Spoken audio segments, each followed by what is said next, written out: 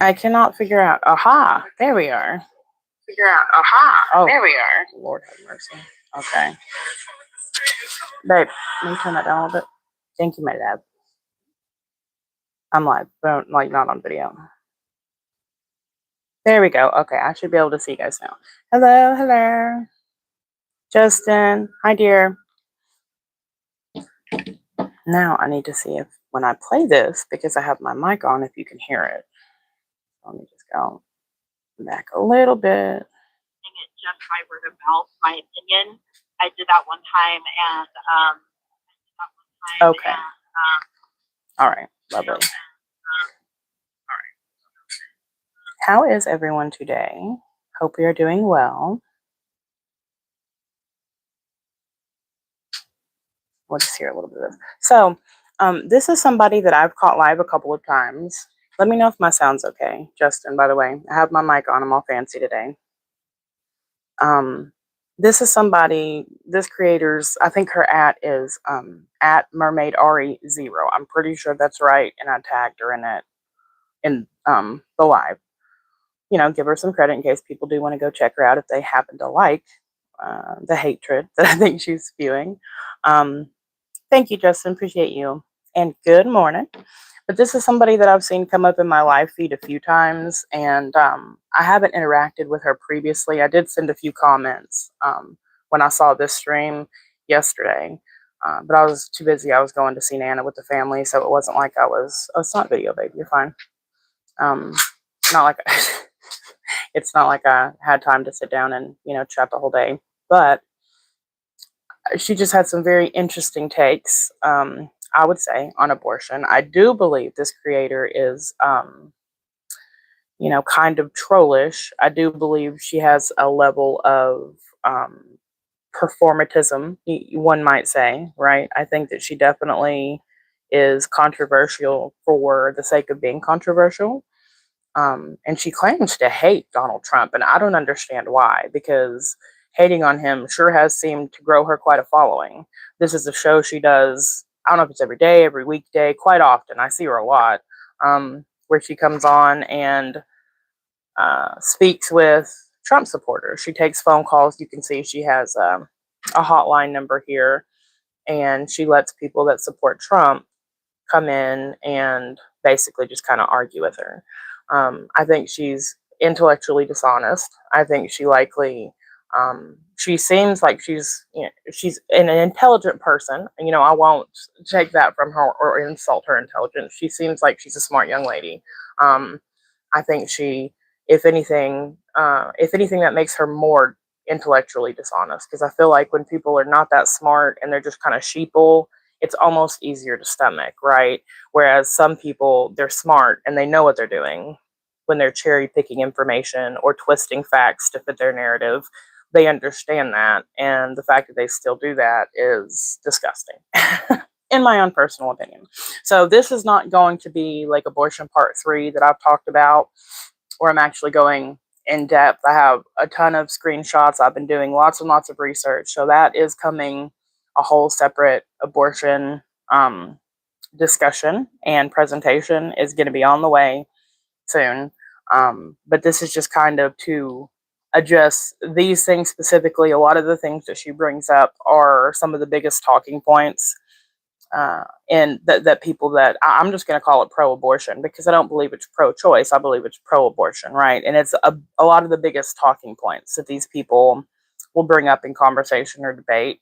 And I've had a few people recently come to me and kind of say to me like, hey, I don't support abortion. I don't really know how to combat a lot of these things when I'm talking with my friends or with my family that are maybe on the fence, that maybe are thinking, I don't personally support abortion, but I call them soft conservatives or soft pro-life, where they say, I don't really support it, but like, who are we to legislate it? And who are we to tell people what to do with their bodies? That kind of framework, where even I was at, 5, 6, 7 years ago, pre-children for sure. And, that's definitely going to be a larger part of my quote unquote presentation, if you will, that I'll be doing shortly. Sometime this week, it's coming. But I just wanted to hit on a few of these bigger talking points, because I feel like there's some of the more dishonest, cherry-picked let me bend it really hard to fit our narrative talking points so that I can send people to this video when they say, you know, I don't really know how to discuss this. There's also, oh, and I forgot, that's one thing. Well, hold on, let me write down real quick. Let me just take a note to add that to the description. I added 2 references already, but I added a note that if I mentioned anything else, I would come back and add it later. Thanks for the likes, y'all. Add description. There's a site, createdequal.org. It's a wonderful site. It talks all about, sorry, I was writing, 2 ADHD for life. It talks a lot about abortion as far as statistics, but it also has some really interesting tabs featured. There's our Barbie. You haven't been back since I started giving people jackets back. Blah. There she is. Hello, my love. Hope you are so well. But createdequal.org is an amazing resource for people who are trying to have the conversation. There's a whole tab on their website. Basically, it's like conversation starters or icebreakers and ways to combat kind of more specific points, etc. So I think it's wonderful. Not to mention, it also does share abortion photos. A lot of people find that gross and disgusting and like it's a little too far. I don't. I actually am of the opinion that there's only a few ways that these, you know, dead and dying children can speak for themselves. And abortion photos is one of them, right? That's their only voice that they have now, that their souls have been sent to heaven, if you will. And showing animated abortions, animated abortion procedures, like, you know, when they animate the way that they do them, like we have seen in my past video, for example, and also showing the actual reality of abortion photos has across the board, you know, we've seen thousands of examples of how they can change the hearts and minds of people. And I think it's a testament to the fact that if you're going to support something, I believe you should completely understand it, really, truly face the reality. And if you can look at those photos or you can watch those videos and say to me, I don't care, a female's autonomy, or at least what I view as a female's autonomy, even though it's not her body, it's completely separate DNA, but whatever. We'll say that it is. Her bodily autonomy is still more important to me than the reality of what I'm saying. At least I can have some respect for you in that opinion. But most people have never seen these videos and these pictures. And she even addresses that at one point, and we'll get into it when she gets there. But she really tries to turn it as if the people who put out this content, you know, like the abortion photographers who are risking their entire career and being doxxed and canceled, like people on the left like to do, right? If they do share these photos, like they would do that and then edit them on top of it. It's a little bit ridiculous, right? But that's how people on the left like to argue. It's, you know, from a place of emotion or a place of authority, just like it's a whole opinion. Well, if you're not a man, you don't have any dog in this fight. Right, because people who are not directly affected by the issue we're talking about have no right to talk about the issue. That's dishonest on so many levels I cannot even begin to describe. Not to mention the fact that anything that kills 1 million or more people a year, I feel like everyone should have a pretty staunch opinion on. I don't think anyone, you know, sex, race, any background, religious affiliation, nobody should be barred from having an opinion one way or the other, because we do live in America, the greatest country in the world and freest. Barred an opinion on it. So anywho, I'm going to go ahead and begin to play a little bit. We're going to watch, I don't know, it might be like 10 or 15 minutes worth of this discussion, but of course it's going to take longer than that because you know me, I'll be pausing and putting actual facts in here, etc. But I'm going to go ahead and begin her clip now. And I want you to listen especially to this first part that she says. I think it's kind of telling. Like I said, she was being performative and kind of trolly. You're definitely going to understand when you hear the first part of her entire argument here. Supporting Trump. I am supporting Trump because of abortion. That's, of course, her caller, by the way, the caller that has called in to speak with her about this. I do not. I believe that abortion is important because we have to continue to feed the matrix. I know they were kind of talking over each other right then, so I'm going to go ahead and repeat that in case you didn't hear it. She said, actually, I think abortion is really important because we have to continue to feed the matrix. That's what she just said, in case you could not hear. Okay. Yeah, I'm not personally right, because what do you say to that, right? a big fan of abortion. I Our system's think just gonna that with the, I'm sorry? That our life as we know it's just going to implode. The system's just going to stop running. You're awesome. That was from a tip. Okay, do I need to switch the topic?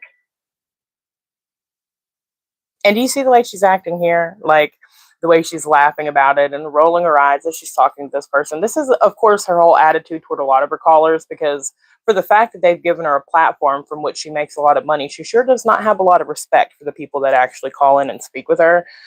She's very disrespectful, very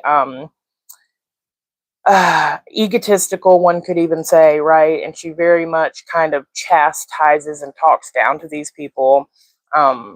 I just don't support that at all. I've been talking on my channel for weeks about how no matter how I disagree with someone, I'd like to try and do more of finding a middle ground than propping up the extreme sides of things. Unfortunately, this is far past politics. When we talk about abortion, this is not just a political issue. This is an issue that concerns the moral and the ethics and the soul of our entire country. So it's a little beyond that. Sometimes it's hard for me to be as nice as possible, but I'm certainly not, I might make a jab, but I'm not making jokes and laughing at her. And, there's just a certain amount of respect that you should try and have if you're actually engaging in a conversation in good faith. And I'm not sure she's capable of it. Right. So immature. Very right, Barbie. Or am I good to continue? No, I think it's ridiculous that anybody says that they still support him for that reason when he really hasn't done anything to continue to support it. He just basically... Oh, he did nothing, right, which is why he elected new Supreme Court justices that literally got Roe versus Wade overturned as the biggest pro-life win in a really long time, possibly in our nation's history, truth be told. And really, we should have seen abortion rates fall, but we haven't. And that's kind of crazy, right? We'll get into that a little bit later. But if things were to be working as they should, if people were to be following the rules that they're supposed to, we would have dramatically seen abortions decrease when that happened. As just guaranteed that women will die in emergency rooms, especially with his restriction on EMTALA, which... Agreed, Barbie. He's saying that now emergency room doctors don't have to follow the law of EMTALA when it comes to pregnant people, because they don't have to perform an emergency C-section or an emergency abortion. Oh, you almost slipped up there, Ari. See, that's the thing. When we talk about when mothers become past 20 weeks, 21, 22, 23, and above, right? That's past the stage of viability in a fetus. And the humane thing to do, the right thing to do any time during pregnancy, really, past maybe 15, 16 weeks, because medical miracles happen every day, right? But definitely past what we know, because we have proven it possible to be the age of viability in with a baby, there should be a C-section performed. If it's something that's going to risk the life of the mother and the fetus is past viability, there should be no abortion. There should be a C-section. And the fact that she's disingenuously trying to say that they don't have to follow these rules to give abortive care, where you're going to see shortly, in reality, in every state, and I have the screenshots and the data to prove this, since Roe versus Wade was overturned, or maybe a year after, every state that has a ban has a life of the mother exception. They try to misrepresent these facts, but it's facts I'm going to show you. The only states that don't have the exceptions are the states that don't have the ban. And it's that simple. There is no state in the United States where you cannot have an abortion if it's truly your life in danger. Now, if pro-life activists had it our way, we would make it to where, you would have to have a C-section instead of an abortion, because we believe that's the right thing to do, right? However, a lot of us are pretty happy with, you know, other that one exception. A lot of us do also take into consideration the life of the mother. That's the only exception that I actually support. However, we need to be really careful when we argue about life of the mother, because a lot of these arguments are things that are actually a fetal anomaly and not a risk to the life of the mother. The only true cases of life of the mother really then becomes a completely separate issue.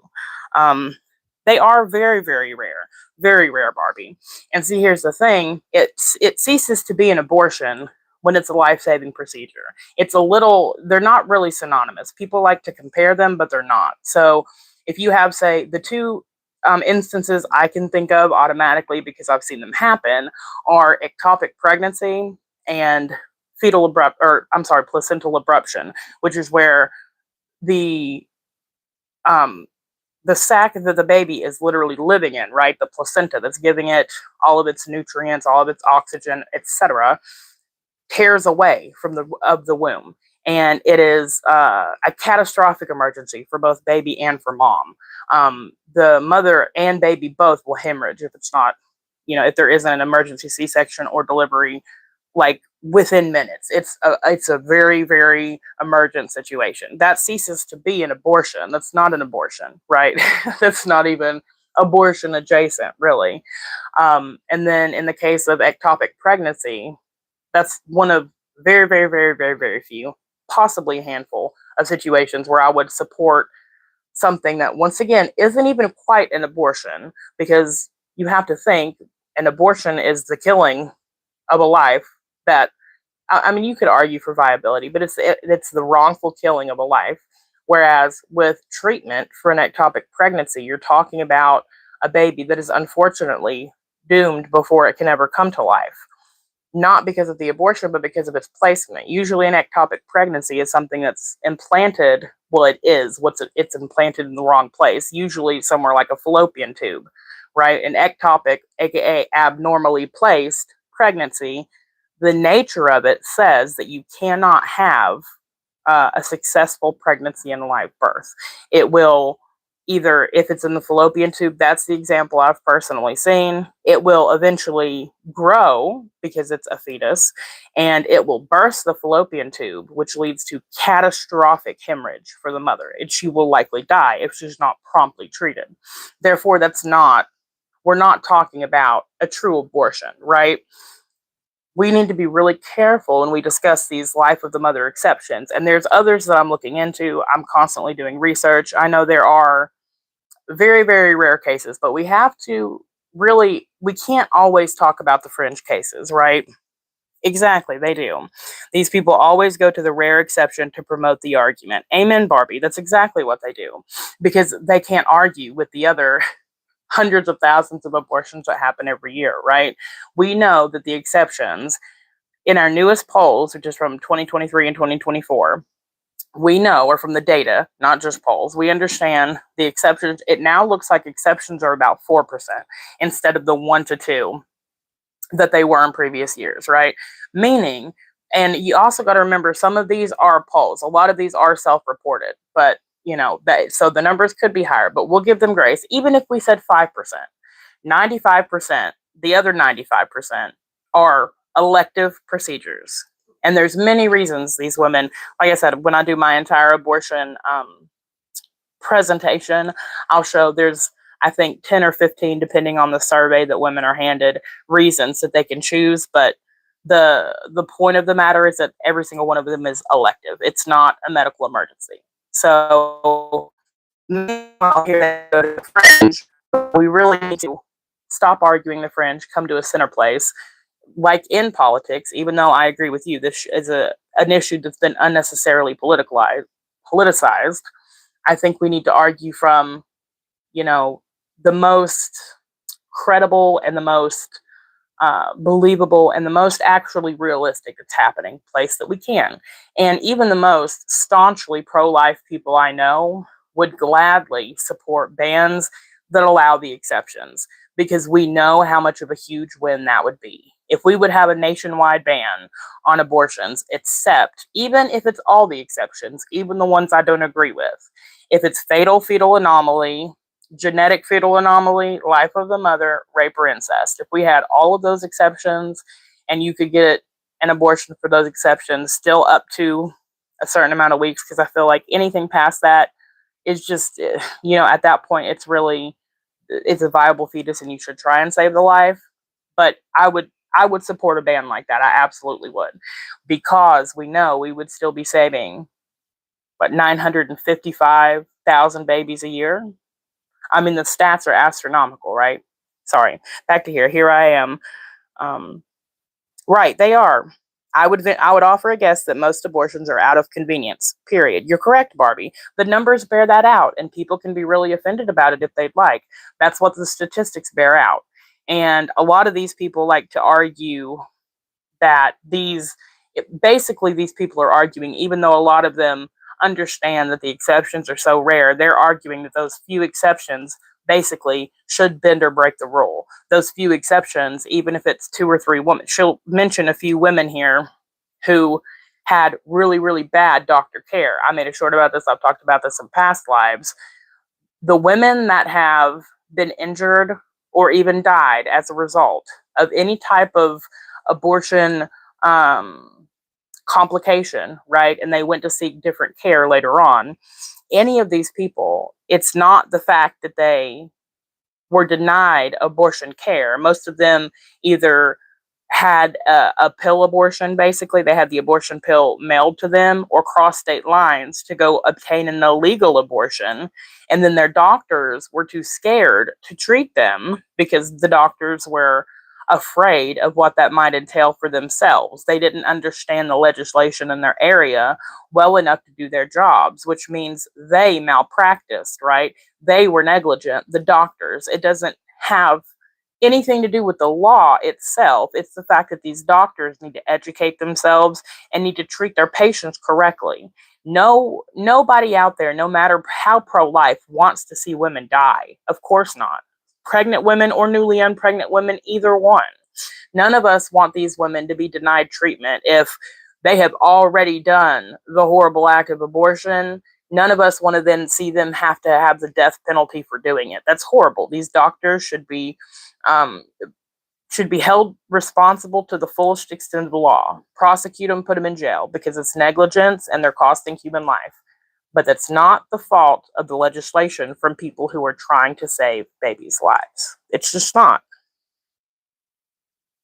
Right. And we know that. And we know that, a lot of these self-reporting polls, that's exactly the thing. These women can really say anything they want, which is why I would venture a guess that really the numbers that we have are quite skewed, because I would guess a lot of women would like to say that it's not out of convenience and therefore, check the box that fits within the exception. I could be wrong. I have no data to back that up, but I would venture a guess to say that.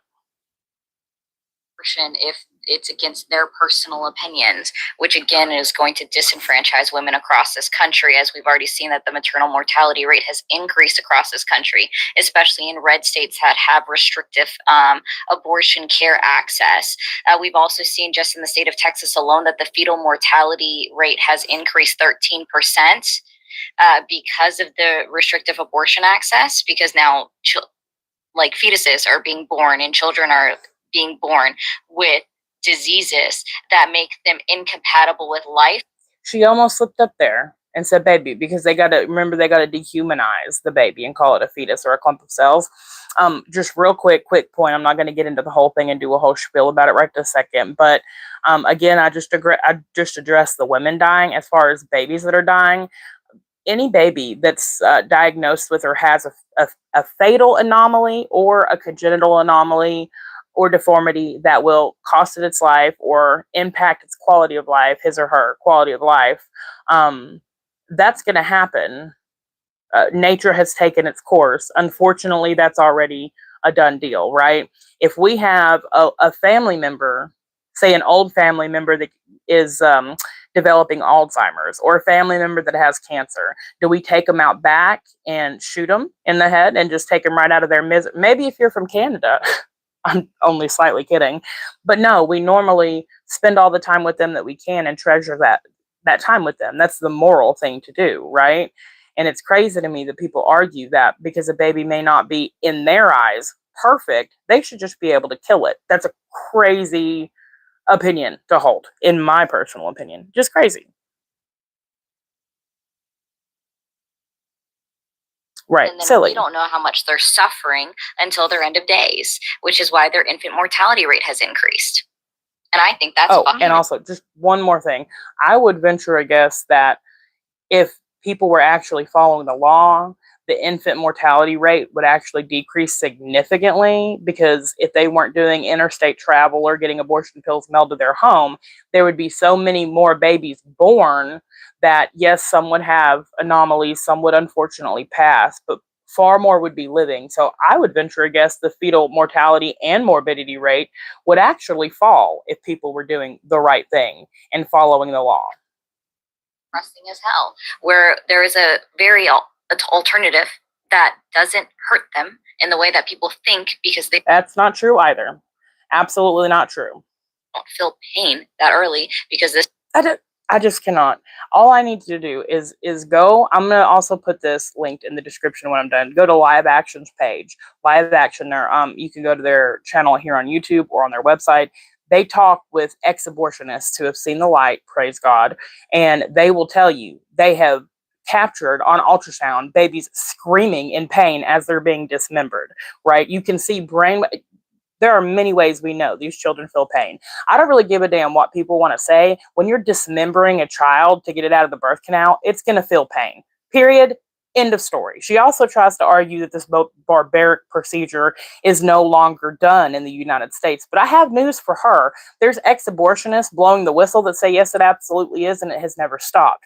When you're doing any kind of D&E or DNC, it's a suction procedure. And if you look at the needle that they actually shove into these women's wombs, it's not nearly big enough to fit a whole baby through it. So you just tell me logically, Ari, just use your brain. It seems you've got one.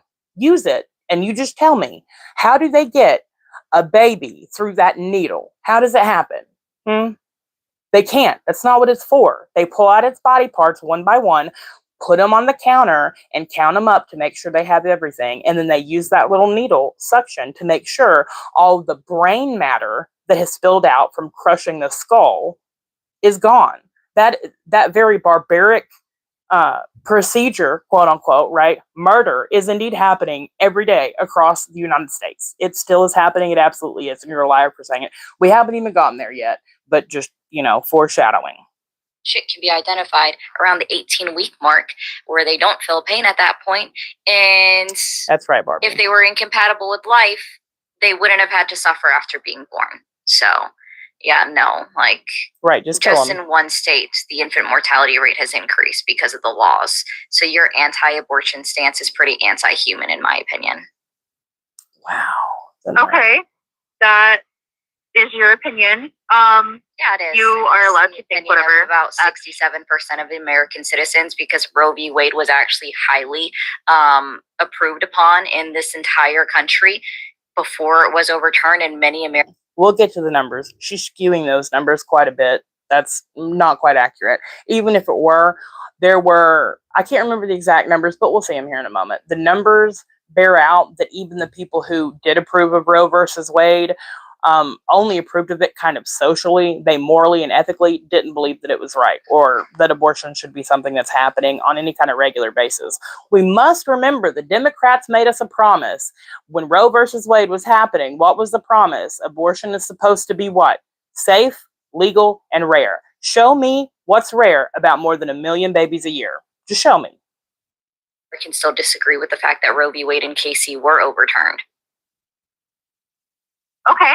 I would just like to point out that regardless of the disease, the child should still be given life. In my personal opinion. Yeah. So you want unless babies it is to going suffer. to. Yeah, unless it's going to kill them, stillborn kind of thing. Because I have known several people with. Agreed, Barbie. She's very disrespectful. Disabilities of all kinds that really could have killed them right then and there, but their parents. I don't care about your anecdotal stories. I don't care about your anecdotal stories. That's really funny from a woman who's about to bring up 2 or 3 names that if they weren't splattered all across the news because, oh my gosh, pro-life people are killing mothers, then they would have been nothing to you, Ari, but another anecdotal story. Because you're about to bring up these women who have supposedly died because of pro-life legislation.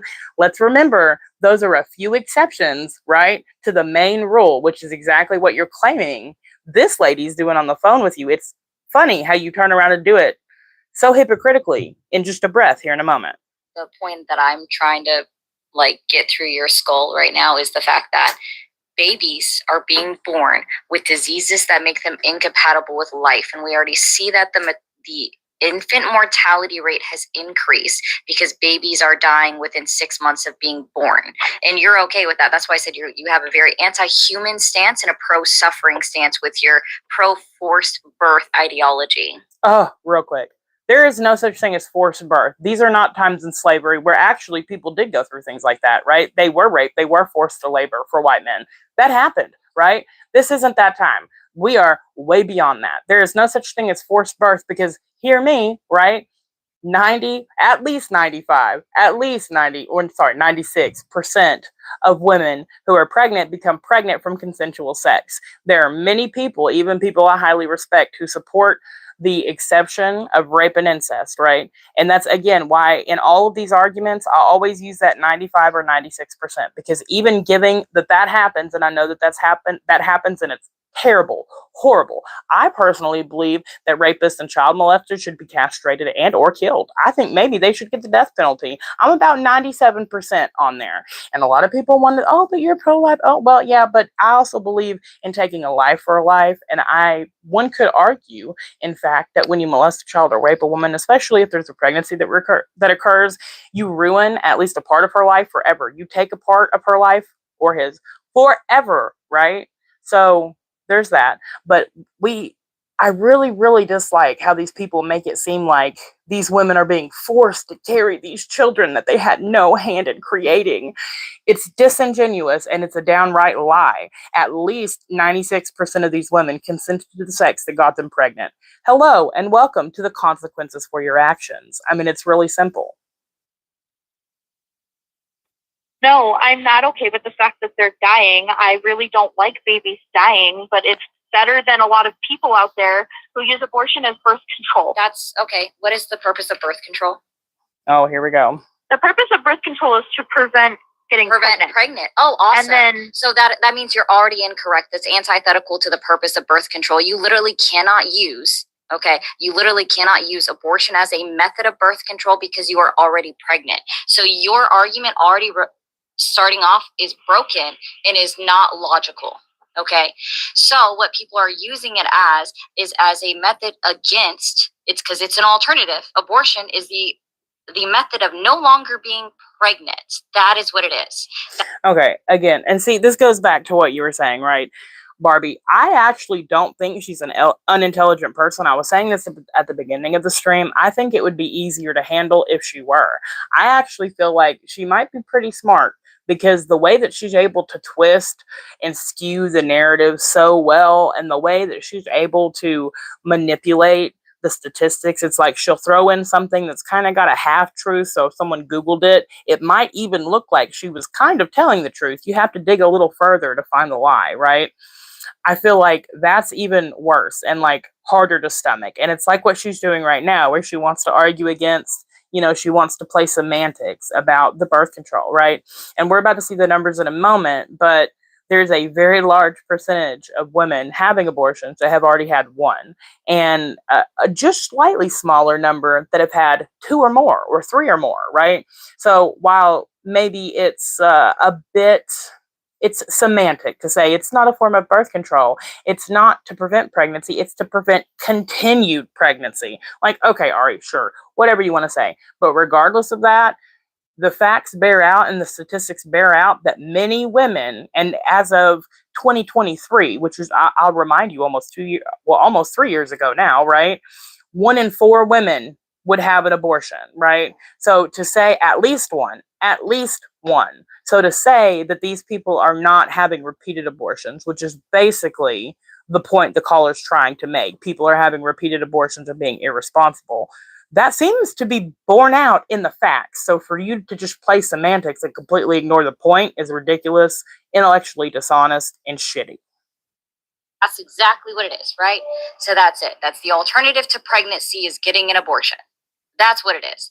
It's individuals such as yourself that have been raised to believe that somehow women, like, you're hating on your own sex right now.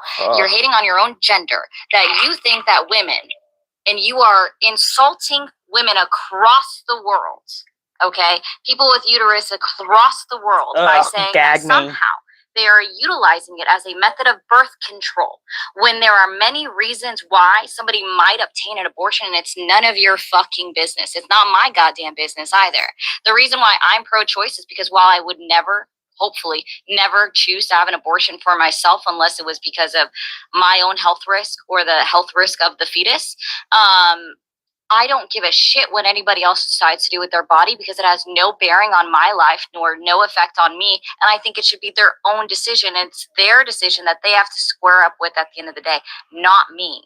That's why I'm pro-choice. Not saying that I'm pro-abortion, but I don't give a fuck what anybody does with their own life, because it doesn't personally affect me. So somebody in the state of, I'm just going to say you're in, I'm just putting a state out there. You don't have to correct it. I'm just going to say you're in Arizona. Somebody in the state of Vermont having an abortion has zero effect on your life, but you are trying to make it so that it has some kind of effect on your life, which to me is the most outlandish thing, that somebody across the country, you are so upset with them being able to obtain an abortion that you talk down about other women in the entire world, saying that they somehow use it as a method of birth control, which again is an insult to women, and especially an insult to the women that have fucking died after they were denied access to life-saving medical treatments.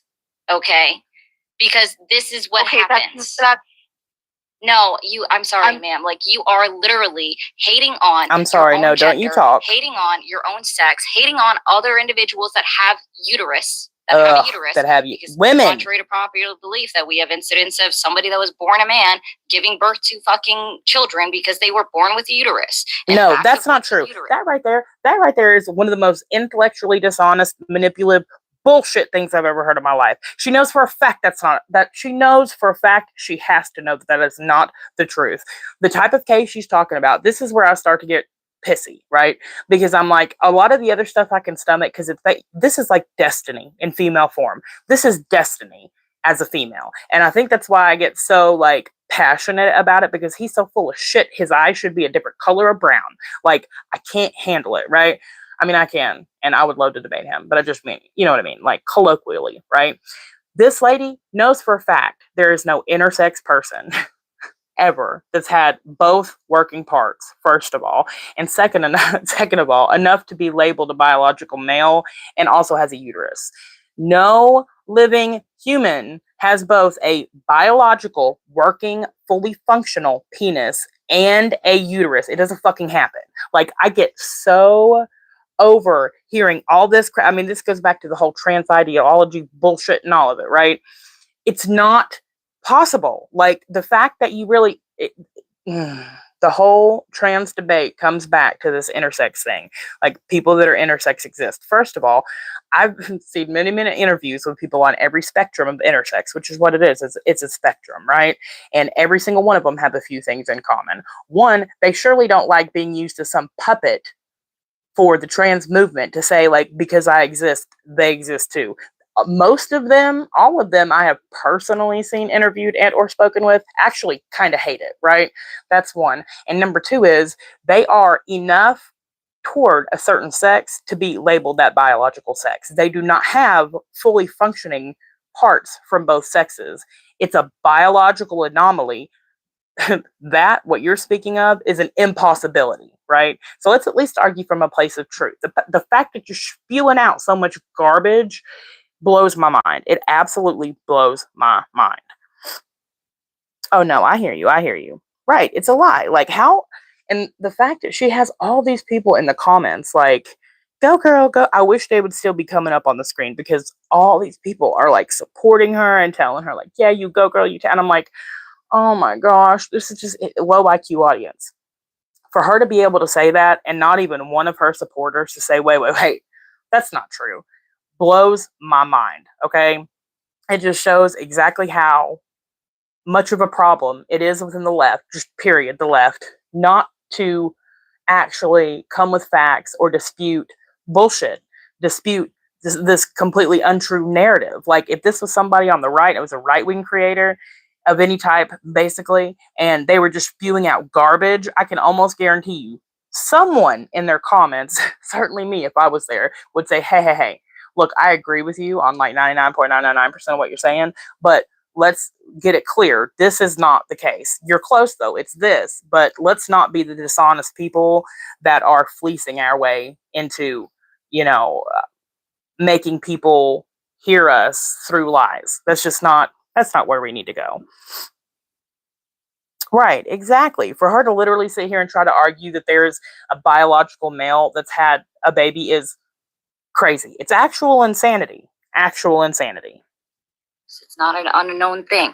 So I have to it say is, the way that I say it. But you are literally hating on other people that would identify similarly enough with you that you are insulting them to a point, and you are insulting all of the women out there that have literally fucking died because the handful they were denied access to abortion care. There were the women that have literally fucking lost their fertility because they've been denied access to abortion care. Have you ever heard of the name Kate Cox? I'm sorry, have I ever what? Have you ever heard of the name Kate Cox? No, I have not. But that is not at all what I am saying. How about Amanda Zarowski? I'm not saying How about any Amanda of that. Zarowski? No, I'm asking you a question now. I know you're like, I'm saying right. The way that you are speaking is insulting to women. And I'm going to say that to you as another woman. You are insulting women out there, all people that are capable of giving birth. You are insulting them with your words. So this is why I'm asking you if you've heard these names. That's another thing. And you hear her typing because she's got to make sure she got the names right, and she's got to make sure she remembers their story because they're so impactful, right, to her argument, she can't even remember the details. That's first of all, right? Second of all, don't you dare speak for me, okay? Here's the thing. This is exactly, if anybody would actually listen and pay attention to the way that I speak when I speak about this issue, I use phrases like, we should all care. I care. This should be one of the most important issues to us. I don't say every woman is insulted by, every woman believes. You know why? Because I don't think it's my right as someone who's actually, you portray yourself to be kind of libertarian, right? In your way of like, well, if they don't hurt me, it doesn't affect me, right? But a real libertarian view would say, not only do I not care, except when it comes to like moral issues and murdering millions of babies. I feel like even the most staunch libertarians understand we have to have like rule of law to govern and be safe, right?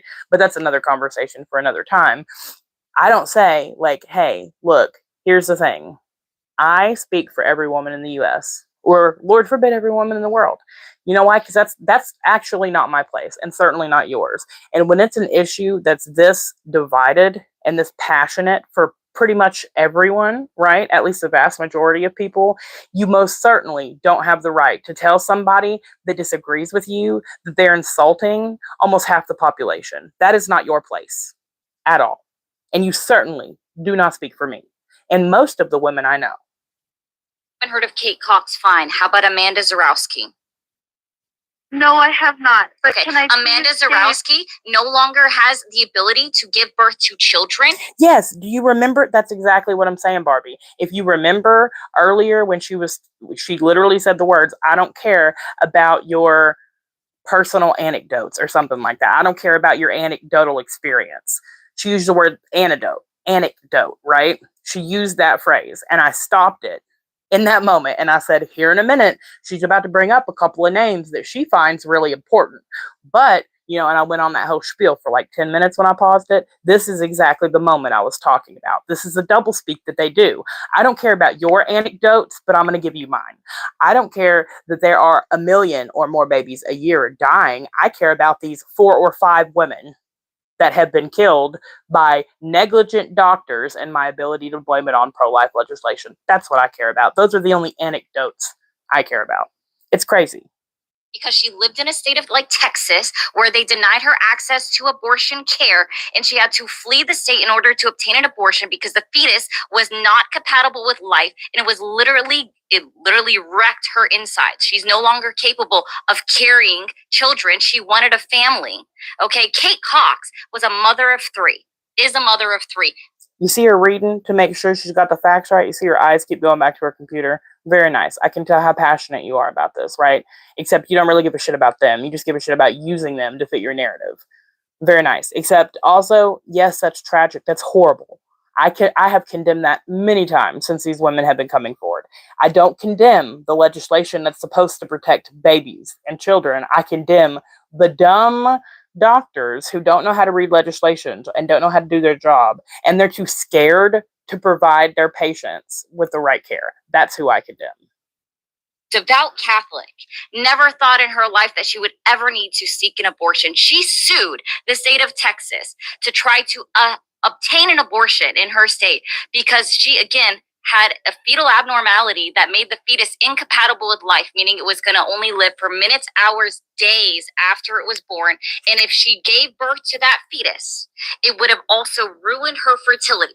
She would have. I need to do some research on this. That's one thing I forgot to write down, and therefore Google. And really, I've heard about a few of these cases. I do not recognize the name. And I don't know her specific case, but I would really need to look into that to say that if she has a single child, it will ruin her ability to have children forever. It seems very disingenuous to me, and I don't really believe that that's true. But I'm going to look into it before I say for a fact she's lying about it, but it seems very unlikely. Unable. It was about 75% chance of being unable of having another child, and she wants 5 children. Like, she wants more than the 4 that she could have had, okay? So she sued the state of Texas, got granted that access to abortion by a judge, and then the attorney general turned around and sued her again and basically said, you're not getting a fucking abortion in my state, right? So she fled the state, that her home of Texas cannot go back to Texas because they have a fucking bounty law on her head about it, right? Because this is how fucked up Texas is. She can't even go back to that state. May I just say, God bless Texas. But she wants a family, and she had to leave the state to obtain an abortion so that she could continue to have children in this country, which is exactly what the president of the United States. Okay, this whole story seems a bit sus to me. I will come back with more information on that story because the whole thing seems sus. If she's a devout Catholic, it really seems to me, as a Christian, we share a lot of the same values, even though the Catholic Church has gotten super woke the last few years. It seems to me a truly devout Catholic would never get an abortion. Certainly just because they told, some doctor told her baby may not make it. Catholics are supposed to be like the pious, never impatient lovers through Christ, through Mary, right? Like, they're not ones to just say, well, my kid may die, so I'm going to kill it in the womb. That seems super unlikely to me. And I'm not going to swear that it's a lie on a stack of Bibles because I'm not sure yet, but the whole thing seems really sus. Some type of anomaly that was so bad with baby, the baby was going to die, and then somehow that baby's death, which didn't happen in the womb, it would have happened after the baby was born, then affected her fertility forever. Seems really weird. Seems like you're kind of just pulling shit out of thin air, Ari. I'm going to be honest, but I won't swear to it. But that's just my opinion so far.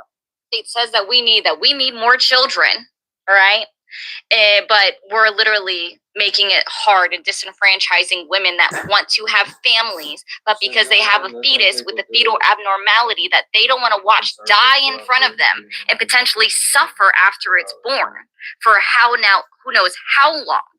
You want to be anti-abortion because that's just like, what, in your opinion, the most humane thing to do because you want to insult women? No, here's the thing. You're making a false equivalency, period. You're equating humanity, right? Being humane to wanting to be pro-life. It's not humane, it's ethical, it's moral, it's what's right. It's not that life itself is sometimes suffering, right? Having more children does not automatically mean that somehow there will not be the same amount or even possibly more suffering, like sick babies, sick children, which sucks. Unfortunately, that is the cross we all must bear as living human beings. We go through things, we suffer, right? Which is why there's been this whole thing called antinatalism that's become a thing, which is crazy. I'm going to do a live on that sometime soon too. But that is to say, what you're basically calling for is eugenics, because you're going to go on to say things about poverty and women in the inner city and all this and all that. So basically, you just want people to be killed that are inconvenient, people that would be poor, right? People who are of certain ethnic backgrounds. It really sounds a whole lot like eugenics. It sounded pretty eugenics adjacent. I'm just saying.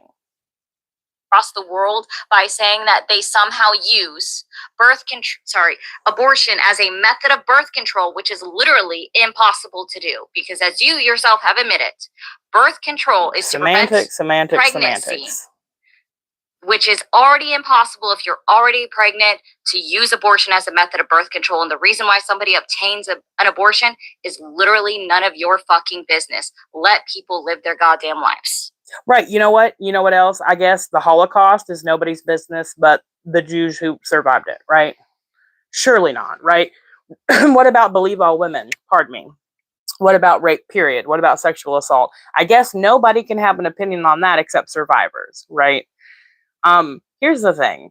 We are allowed, especially in the best and freest nation in the world, these United States, we are allowed to have opinions on things that affect our country as a whole and the people within it. You might like to pretend that abortion hurts no one, including the fetus it rips apart from the womb. But in fact, studies are coming out more so every year that are showing abortion regret is growing right alongside the fact that abortion is increasing, and that mental health tends to decline sharply after several abortions, but even noticeably after one. They haven't been able to make a direct causation just yet, because correlation does not always equal causation. But I think that it could be, one could venture a guess that they might just be related, right? Not to mention the fact that I think one could easily argue that a nation that allows, and in a lot of cases disgustingly encourages, the murder of more than 1 million babies a year is probably pretty morally bankrupt, right?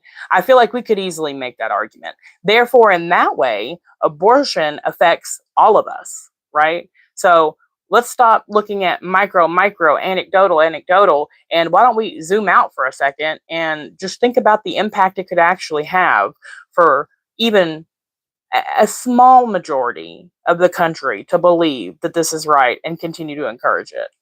And let's just think for a moment, 60 million babies since Roe versus Wade have been aborted. 60 million.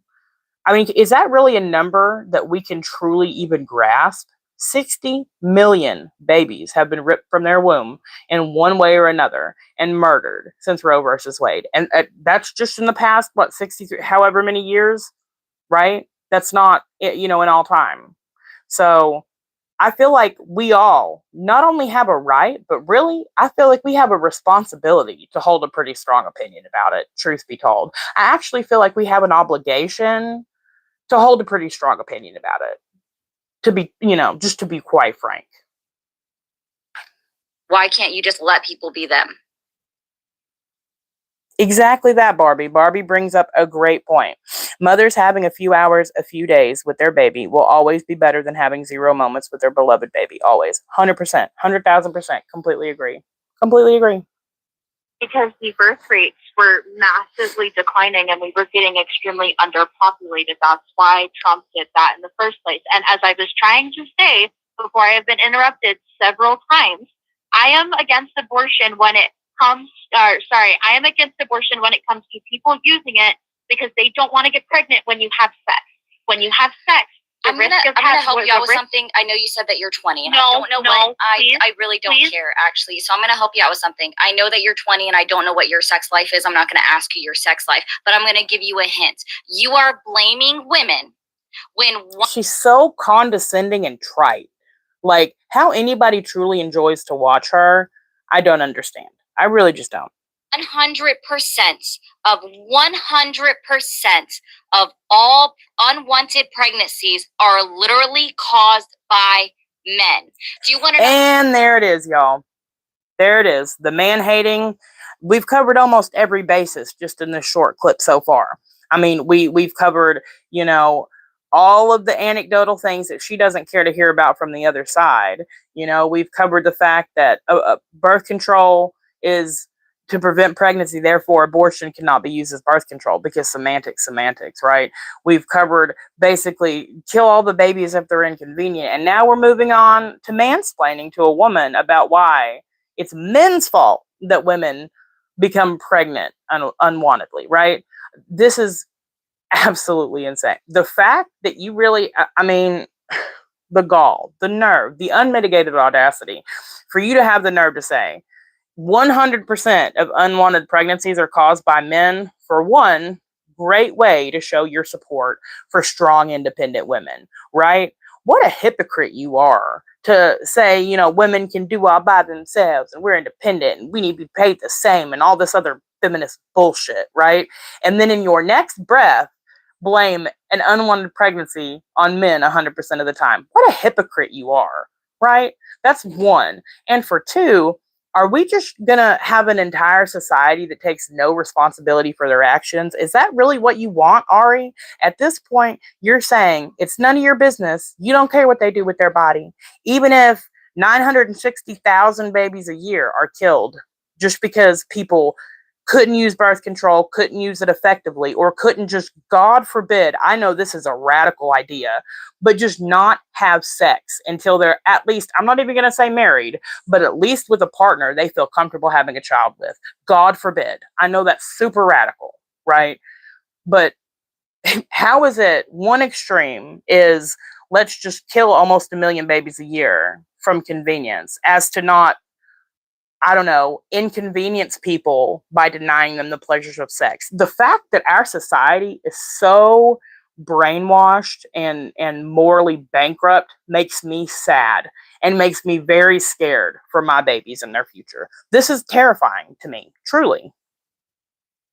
Who also gets access to birth control? Women that are great. Women, children, where they were also sexually assaulted by a family member. That's called incense. And incense? No, that's not incense. It's something you burn. It smells good. You're getting a little passionate, Ari. You're getting a little worked up. I'm gonna need you to take a breath, right?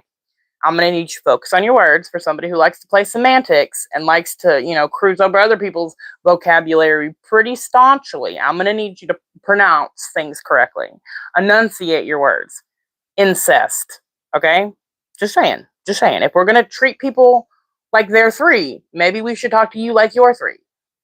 You see evidence of the fact that we had a 12-year-old girl forced to give birth and then go back to school of her family member's child because of anti-abortion laws in this country. And I'm so glad that you say it's because of the fucking birth rate, ma'am.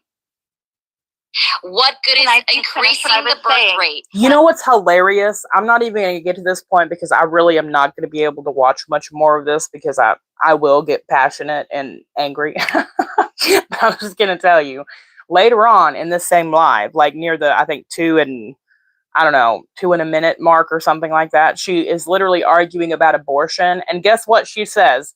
Guess. She says, that idiot said earlier, this is how she refers to the caller she's on the phone with now. Like that idiot said earlier, the birth rates are declining. That's why we need immigrants to come over here and fill our jobs and do some of this labor and boost our social security system because we won't have enough people to do it. Oh, I see. So instead of, right, just letting 1 million people a year be born, we should bring people in from other countries who are not going to assimilate. In fact, a lot of whom, let's just be real honest right now, are religious or political extremists, some of which literally chant things like death to America, right? Who would rather see our country collapse completely then assimilate and become a part of it and be proud to be an American. Instead of raising 1 million American children a year, let's bring in a bunch of illegal law-breaking immigrants, right, who really don't give a shit about this country, because if they do, they would have done it the right way. That's first of all, right? And second of all, like, just show me how much you hate America. All these people who have these, double-sided, completely illogical arguments, the cognitive dissonance it must cause you to just be you on a daily basis must be unreal. Somebody please, just explain to me how you are not some of the most anti-American people in the world. I mean, I feel like you guys, you're almost radical enough to be labeled, up with like Venezuelan gangs, if you know what I'm saying. I mean, I'm just saying, I'm just putting it out there. You really hate America so much, you would rather kill 1 million Americans a year and bring in foreigners that have no respect for our country at all. That's what you would rather do. Okay, I know where you stand now. Good to know. Good to know. When fetuses that are born with fetal abnormalities that make them incompatible with life are fucking dying, leaving parents exorbitant medical fees that they're not able to pay for a child that they fucking lost. Oh, again, it's about money. It's about the bills. Interesting. Although, these days Medicaid doesn't cover abortions anymore. So abortions are getting pretty expensive too. I'm just going to tell you. Just saying. It's also insulting to say that a woman would use abortion as a method of birth control when you don't realize that there are some women in existence that literally cannot take hormonal birth control because it would kill them or cause extremely adverse side effects. Yet, kill them, maybe 2,000 women in all of America. Literally, maybe. If we're going to the most fringest thing, and it wouldn't just kill them dead like that, and you know that damn well. You were so intellectually dishonest, it disgusts me, Ari. You know for a fact you're just spewing bullshit at this point. And let me just tell you, I'm going to go back to my radical idea. If they can't take hormonal birth control and or use a contraceptive, God forbid, don't have sex. I mean, it's really that simple. We act in our society as if sex and or the pleasure of sex is somehow a right? And not only is it a right to have in any relationship that you choose, but almost a necessity, right? There was a time when sex was treasured, when sex was to be shared with someone you cared about. Even if it wasn't someone you married, it was someone you would marry, by God, if you got pregnant. You didn't have sex with every Tom, Dick, or Harry that would spread your legs for you. You had sex with people you loved, people you would at least be willing to commit to, right? And our society has gone so far left, literally and figuratively, that now what we do is we pump women full of drugs who don't want to just not have any more babies, and or tell them when they do manage to have a child because they're irresponsible, right?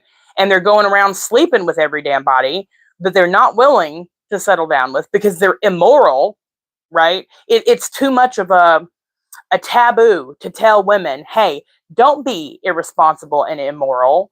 Why don't you only sleep with people you actually would be willing to have a child with? Lord, no. Lord, no. That's too radical, right? So instead, let's just kill 1 million babies a year. How does your logic to you? Because the math don't math to me. It doesn't. Hey, Bob. Oh my gosh, I'm so happy to see you. Welcome in. Hello, darling. So good to see you. You know me, Bob. I try. Men don't want to have the male version of a birth control pill because it gave too many side effects. So it was never pushed. And again, with the man hating. Lord have mercy. You really hate men. You know what? That's why. I bet that's why Ari supports abortion, because she understands that almost half of the aborted babies are men.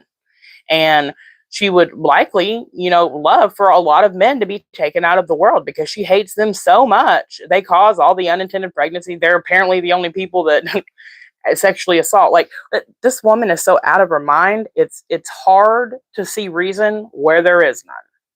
Forth to the market or got seeked FDA approval. Any of that happened because men were... Hey, I'll help you out. The word you're looking for is sought. They sought. Like you ought to know this word. They sought FDA approval. You're welcome. too upset with all of the side effects that it gave them, just like it gave women. Like, women can get blood clots from having birth control. Yes, they're I know. also Can I trying please to outlaw. finish what I was saying? You can calm down for a second. They're trying to outlaw the two abortion pills that are actually utilized in the method of using an IUD, implanting an IUD to reduce the pain that women experience from having an IUD implanted in them, because it's an extremely painful process to have done, especially when you're not allowed to, like, they can't sedate you during it. Because yeah, that's a whole other conversation. That's one of maybe the only thing I will agree with you on ever, Ari.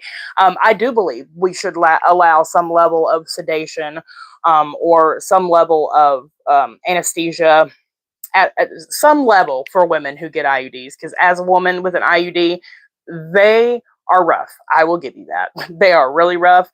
I haven't had mine taken out yet, but I hear that the process of extraction is twice as bad as implantation. I don't look forward to it.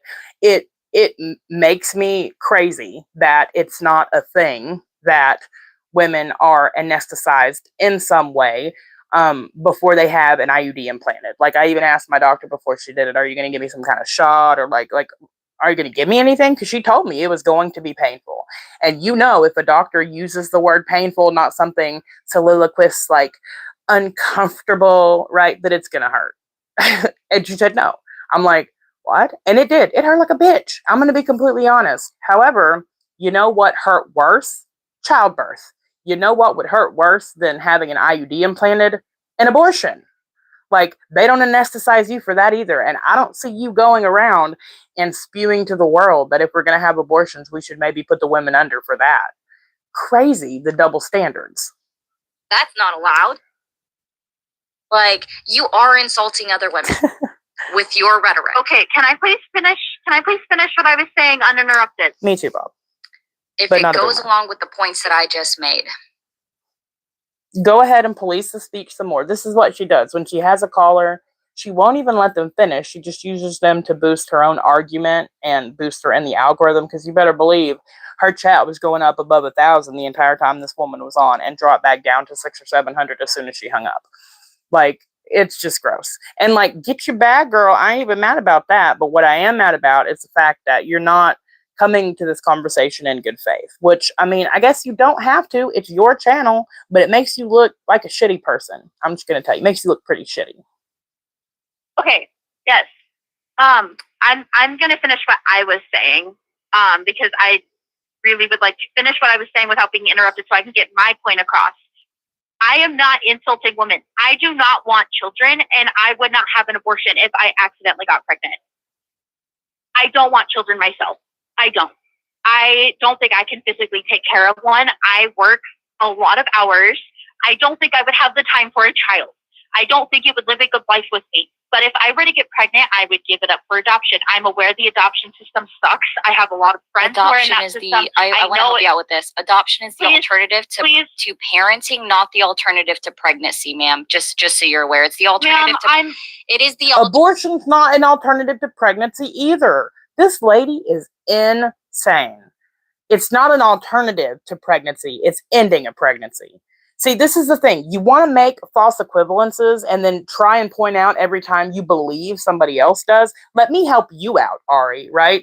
Because the thing is, an equivalence would be, say they made an artificial womb that you could implant your fetus into, right? As early as like the egg was fertilized, a little bitty bean that would become a human. They could take it out of your womb and put it into a, some type of half biological, half machine womb that would be able to grow it. Artificial wombs has become a big talking point, a big subject in our society. Say that was really a thing, right? That would be an alternative to pregnancy. An alternative means a like choice, kind of like adjacent, right? Nearby, but not exact. That's an alternative to pregnancy. It would be, or maybe you have a surrogate, right? Except it's more, that's a little different still, but it's adjacent enough, right? We can use it.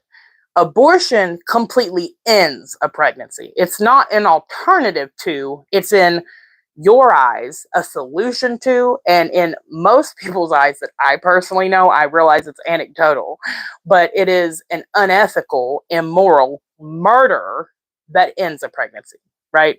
So it's definitely not, it is most definitely not equivalent. It's not an alternative to pregnancy to have an abortion. It's literally how you end a pregnancy. So hope I could help you out in that case. Alternative to parenting, not the alternative to pregnancy. Now you can continue with your diatribe. Okay, I'm fully aware, but I would not be able to take care of the child. Therefore, that's what I would do so the child could still have life. Sometimes situations like that happen. I am for abortion when it comes to rape, incest, or the mother's life is on the line, because that's insane. I know people that literally not believe allowed that in you the should state of still give birth Texas. anyway. Literally. Do you live in Texas? What is your damn beef with Texas? Surely she's got to live there, or her besties from there, or she moved from there when she couldn't have an abortion. Something happened to make her hate Texas. I'm just saying. Not allowed in the state of Texas. I'm aware. Yeah. I'm aware. And I think states. that sucks. No, it's not. You're a liar. You are a liar, Ari. Period. You're not even making false equivalences or trying to like bend facts to fit the narrative. You're straight up lying. The only states that do not have a mother of the life exception or life of the mother got me all frazzled. The only states that do not have a life of the mother exception are the states that do not have a ban. Period.com. End of story. That's it. There are states that do not have a rape and incest or fatal fetal anomaly exception. My state's one of those. It only allows, or it might have a I know it doesn't have a rape and incest exception. I have to look at the map to double check. I can't recall if it has a fatal fetal anomaly, but I know it absolutely has a life of the mother exception, as does literally every state. You're lying right now. That is the only universal exception that is allowed. They are not going to sit here and watch women die because of pregnancies that are usually inviable regardless, right? You're lying. Now, to say that there are not bans that do not make exceptions for rape and incest or fatal fetal anomalies, at least that would be intellectually honest, right? Because that's plenty of states. But to say that there is any state that has a ban that bans giving an abortion for the exception of life of the mother is a straight up lie. The 3 or 4 women who have been affected that were from Texas had terrible doctors. They should be sued for malpractice and medical negligence. That does not mean it's a problem within the bills or the bans that caused those things. It was the doctors couldn't get their shit together, read the law, and treat their patients accordingly. That's why they were harmed, not because of the law. That sucks. The state I'm in has abortion rights, and I think that's great for people who need it, but I don't agree with the people who do the deed, face the consequences, realize that they ended up pregnant because they did not choose to use protection. And yes, I am fully aware protection does not work 100% of the time. Yeah, it doesn't. They choose not to use it. Or use it correctly. Actually, I want to help you out with something. 53% of all pregnancies, like literally 53% of all pregnancies, they were using a method of birth control, whether it was a condom or was it... I totally forgot to Google that. I will Google that, and that will be in my bigger presentation that I do on abortion. I don't believe it's that high at all. I would maybe believe 30, maybe 40%. But I can tell you anecdotally, right? I know you don't care about that, right? But I can tell you anecdotally that I do believe it is some not insignificant amount of cases, because I, as well as several women that I know, got pregnant while on birth control. For me, it was a hormonal form of birth control. But I know several people who were on the pill or the shot. However, we also have to remember birth control literally says, whether it's a condom, whether it's a hormonal pill, all of them say that they are only X% effective if used correctly, right? That's a big thing. We have such horrible sex education in our country, in my own opinion, that people don't even understand how to use a condom. They don't even understand that when you do take hormonal birth control, you have to take it with a meal at the same exact time every single day. And that if you skip a pill, that basically you have reset the entire thing and you need to be without sex for 4 to 6 weeks. And even if they do, they certainly don't follow that rule, right? There's an entire thing that we need to correct before we ever get into the abortion argument, which would be things like sex education and contraceptives made even more available, even though they're very widely available at any DHS or health department in your local area. I feel like even more widely, right? Let's give out all the condoms, at least condoms. You can't be too safe, right? Especially along with things like sex education. I think that needs to be helped. I know that that does sometimes happen, and certainly no pro-life person that's intellectually honest or having a conversation in good faith would certainly ever deny that. However, that does not mean that you then get to murder a baby because, oops, birth control didn't work, right? When I found out I was pregnant with my daughter, my son was not, he was 7, 8 months old, maybe. And I cried for 3 days, okay? And not tears of happiness. I was terrified, okay? I was scared. I was shocked. I was on birth control. We certainly were not trying to have another baby. I was just in a total state. And I mean, Lord have mercy, now can't imagine my life without her. But when I found out, all the things I felt were, oh my gosh, just terrified. Never once did I think, you know what I should do is just go and get an abortion. That's how I should handle this. Even, in a 2-bedroom place, even just really starting to get ourselves together, even not being rich people and worrying that money would be a concern. Even given all of those things, I said, it never even occurred to me because it's just not what you do, in my opinion, right? And we also need to have a bigger conversation. Oh, okay. Did you look it up, Rick? Thank you. Thank you very much. Right. And they're available so many places now, Bob. It's ridiculous. But it's also about the education, right? The education aspect of it. But here's the thing, too. It all harkens back to the fact that sex is not some type of right that, not even right. Because that goes into a whole thing where it could be misconstrued and these people like to play semantics. Let me just rephrase. Sex is not an obligation for every relationship you encounter. Let me say it that way. Especially, how do I put this gently? Full intercourse, let's put it that way, right? When there are many other ways to explore and pleasure a partner, let's just put it that way, right? Let me try and be real PC for just a moment.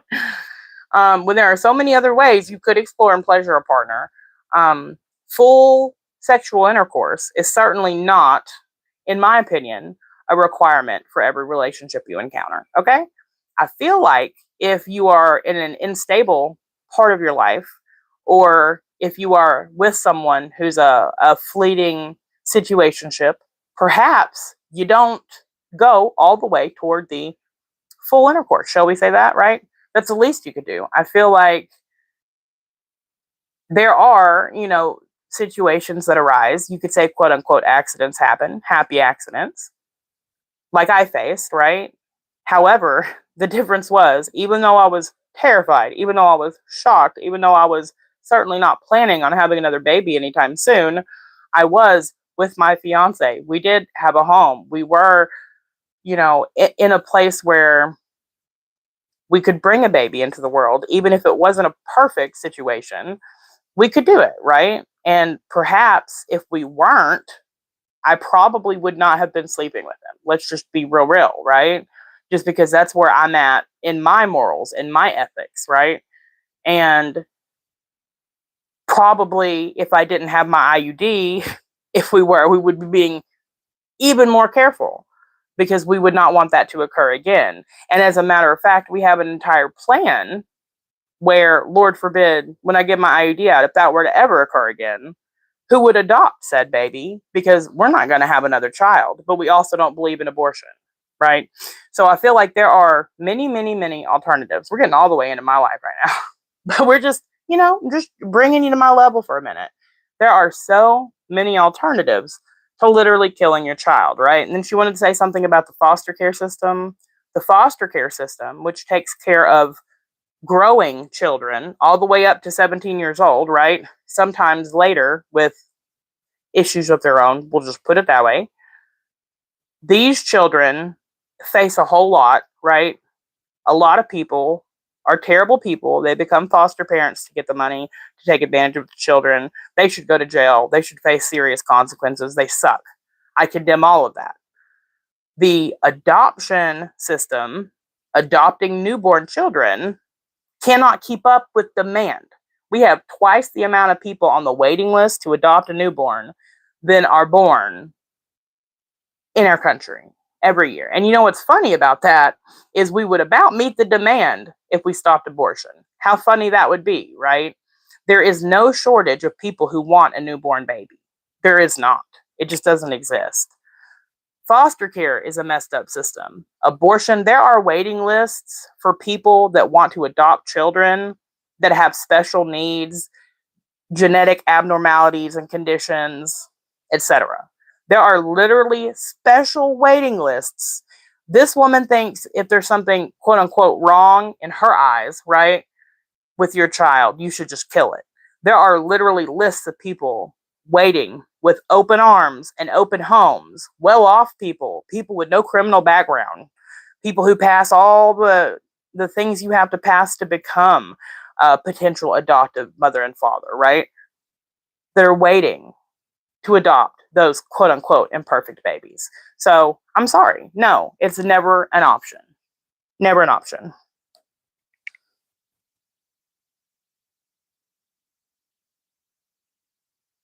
Oh, okay. Only 1% of medical contraception fails. See, I do have trouble believing that. I want to be always honest and intellectually honest. And I know I was on a form, I was on the shot, not even the pill, the shot, and it failed for me. But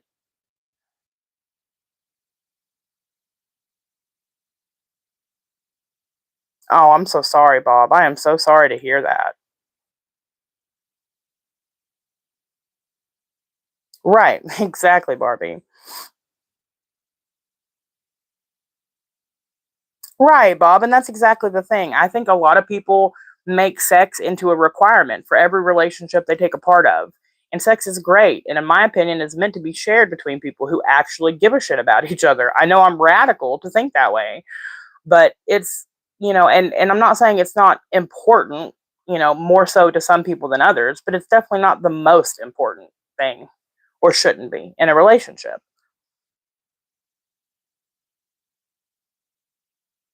Right. Tom McDonald has, in one of his songs, he said, if bacteria is life on Mars, why isn't a baby life on Earth? Salted fishing. And that goes exactly back to that point, right?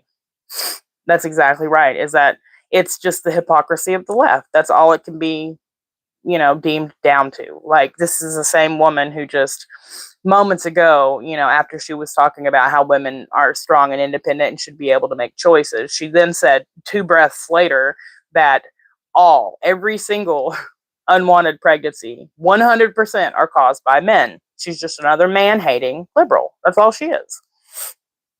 Me too, salted fishing. Me too. This woman especially, which is why I'm doing an actual stream just about her and her lies and how maybe people can combat lies like this, because she is the female equivalent to Destiny. A lot of people watch her, not as many as Destiny, but still quite a few.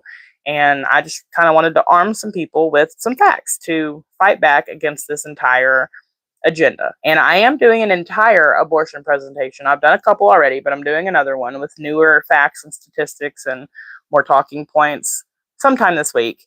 But this is just really addressing these main points that she's brought up today. Oh, Rick with the hot take. 100% of unwanted pregnancies are from a woman who couldn't close her legs. Well, now we have to be honest here. 4%. Well, actually, I need to look up a statistic about actually just assault. I know that 4% as of 2023 and 2024 are the exceptions, but that includes everything. That includes rape, incest, life of the mother, fetal fatal anomaly, and what was the other one? I think, did I cover them all? All the exceptions. It covers all the exceptions, okay? So I don't know what percentage that is, but even if we're generous and we say 3, at least 97% of unwanted pregnancies are absolutely from a woman who could not make better sexually ethical decisions. Period.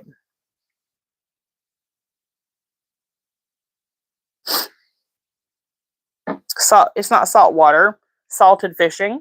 Did you turn all comments on, Barbie? Perhaps all of your comments are not on.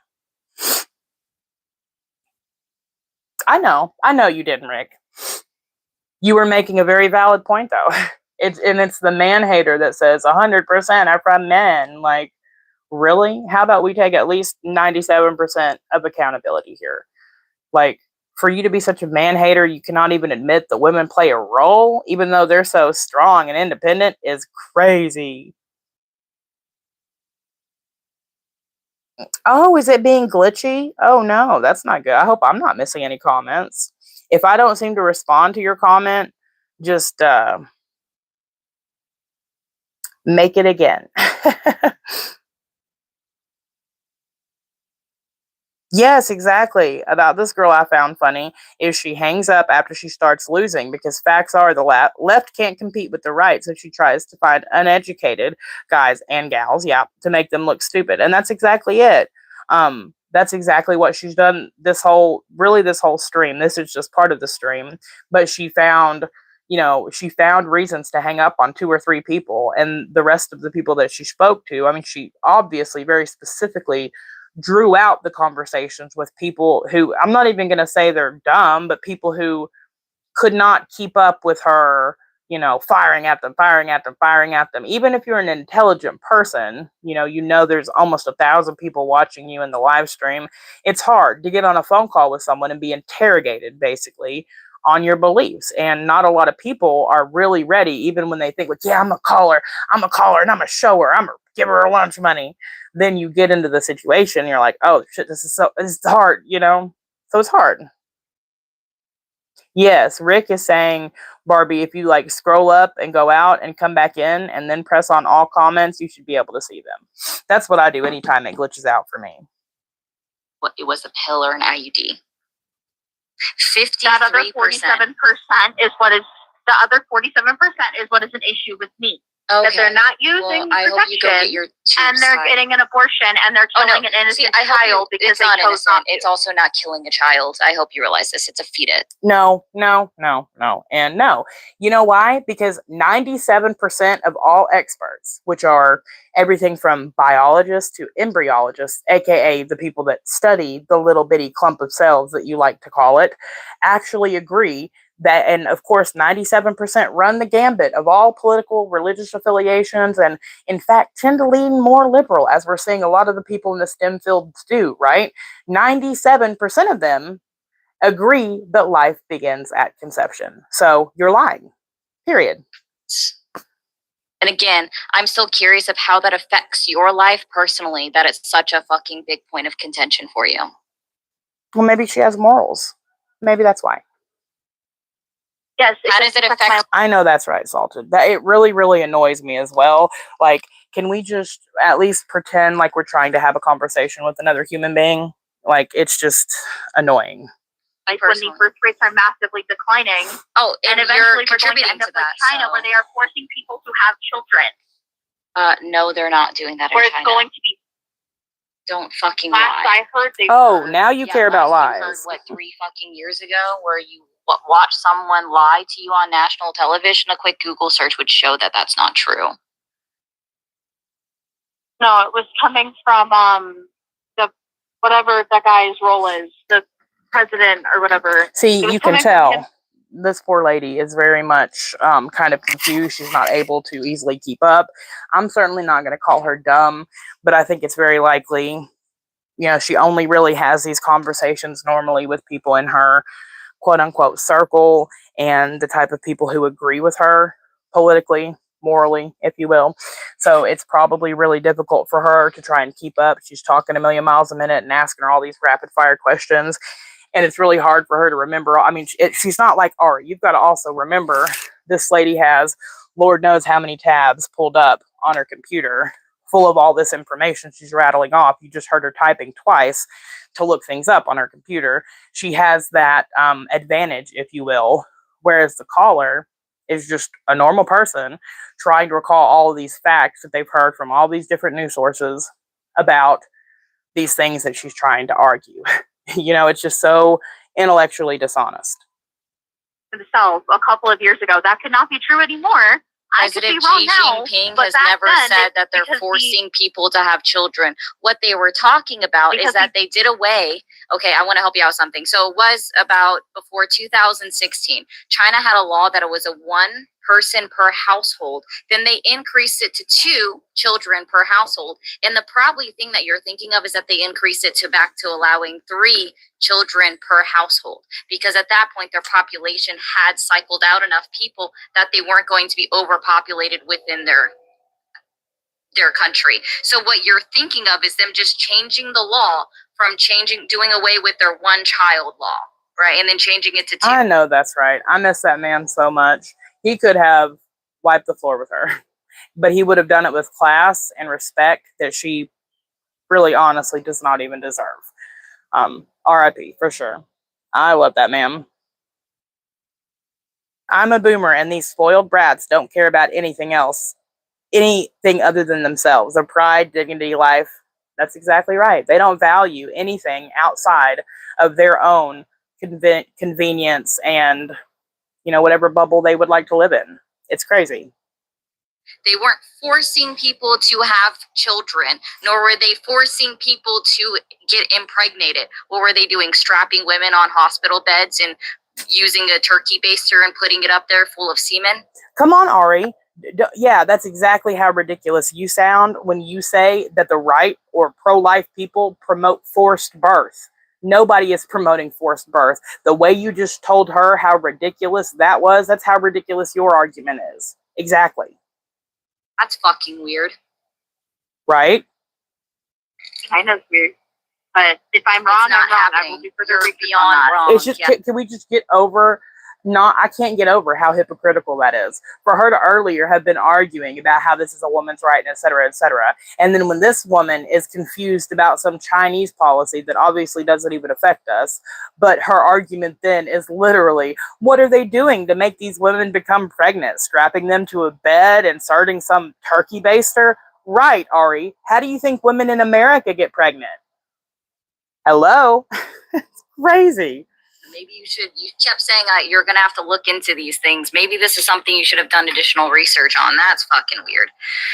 I don't even understand that. But I think it's very hypocritical of somebody that says, I don't want to have children, to then be crying about the birth rate and saying that's why we need to. By the way, just quickly, I'm going to defend this woman. It's not like I know her personally, but what she actually said, Ari, since you can't stop being dishonest, seems to be your default mode.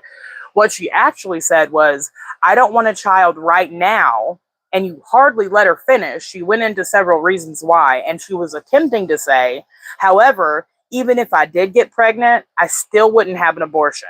That was going to be her point, that you didn't even let her finish. She literally got out, but I still wouldn't, and then you talked over her when she was saying the rest. Because you just can't have anything that's basically not what you spew come out, especially on these grander issues. She'll let anybody say anything about Trump that they want, almost, right? Because she has something to combat that. But this is not an issue as easy as, let me prove Trump wrong about something. This is a deeper issue, and she knows she does not have the ability to defend something that is so terrible.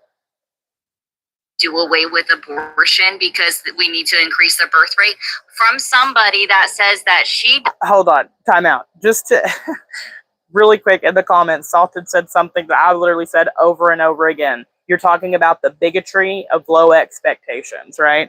Democrats in the 1800s, don't take our slaves. Democrats in 2025, don't take our illegals. Who's going to mow our lawns and clean our toilets? Illegals don't get paid as much as citizens. Slavery 2.0?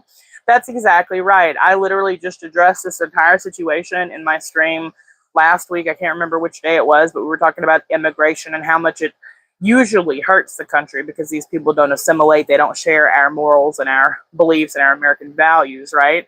However, also, these are the people who say, they don't want slavery, quote unquote, and then in the next breath, literally say, well, if you send all of the immigrants home, who's going to plow the gardens and pick the vegetables and, do all the work Americans don't want to do? So you support the illegals. However, you believe they should be in modern day slavery. Interesting, right? It's just the hypocrisy is wild. Just like my body, my choice, right? Except when it came to that jab, right? Except when it comes to using words that I want to use, like calling a man and a woman, then it shouldn't be my body or my choice. It should be whatever you say. You only want to police the things you find convenient. Interesting. Doesn't want children. That's fucking weird. You get to sit up on your high horse. It's fucking weird, man. I don't personally think it's here. Actually, I'm gonna give you a hint. I'm gonna give you a hint. If you fuck off. personally, I don't know a better, nicer way to say that. Just fuck all the way off, right? Like, I just cannot with you. She's literally trying to explain, the caller is, her reasoning for what she said earlier, and Ari just keeps on talking over her. Like, let her get a word in, edgewise. I don't understand. I do understand. It's all rage bait. That's all it is. She's grown a platform over these years with people who support Trump, who are against abortion, basically people who do not agree with the radical left, because she knows she can fire these people up on the phone, and the people in the comments and that are watching her are going to be angry. They're going to be on either extreme. They're either going to be really mad that she's being a shitty person, or they're going to think she's amazing because they're also part of the radical left. That's pretty much the two sides. Your body, your choice, but you don't murder. There's that part. And it's also not their body. It's a unique living being with separate DNA that shares genes from both mother and father, but is completely separate and unique DNA that will never exist again and has never existed in the past. A fully unique and separate human being that gestates inside their body, right? Because to say my body, my choice would make you come to ridiculous conclusions, like when a woman is pregnant, she has 2 heads, 4 hands, and 4 feet. Obviously, that's not the case, right? So obviously, it's not her body. I really wish that argument would just be taken off the table, because it's been forever ridiculous, right? You personally don't want to have children, then you don't get to push your ideals on what you think other. Okay, Rick, I will check. I will check shortly. I turned on Do Not Disturb so that people's, if somebody did send a message, it wouldn't just show it on the screen, because I'm screen sharing from my main phone right now. But I'll check it. People should do with their bodies until you decide for yourself that you also want to have children, and then you're forced into that fucking equation. But you're outside of the equation right now. By your own admittance, you don't get to have an opinion. Well, wait a minute. But Ari, does that mean you've had abortions in the past? Because otherwise, certainly by your own standard, you would also be excluded from this argument. Oh, but that's right. That would make it inconvenient for you, right? So you don't go by that. Funny. That's exactly right, Salted. Salted Fishing in the comments says, yet Republicans are racist, quote unquote, ever since the election. Republicans, pardon me, the racists, ever since the election of 1860, have been helping other people of color, yet the liberals look over that because they are not open-minded. They do not want to be proven wrong. That's exactly right. It's like when people tell them, hey, but the Republicans freed the slaves.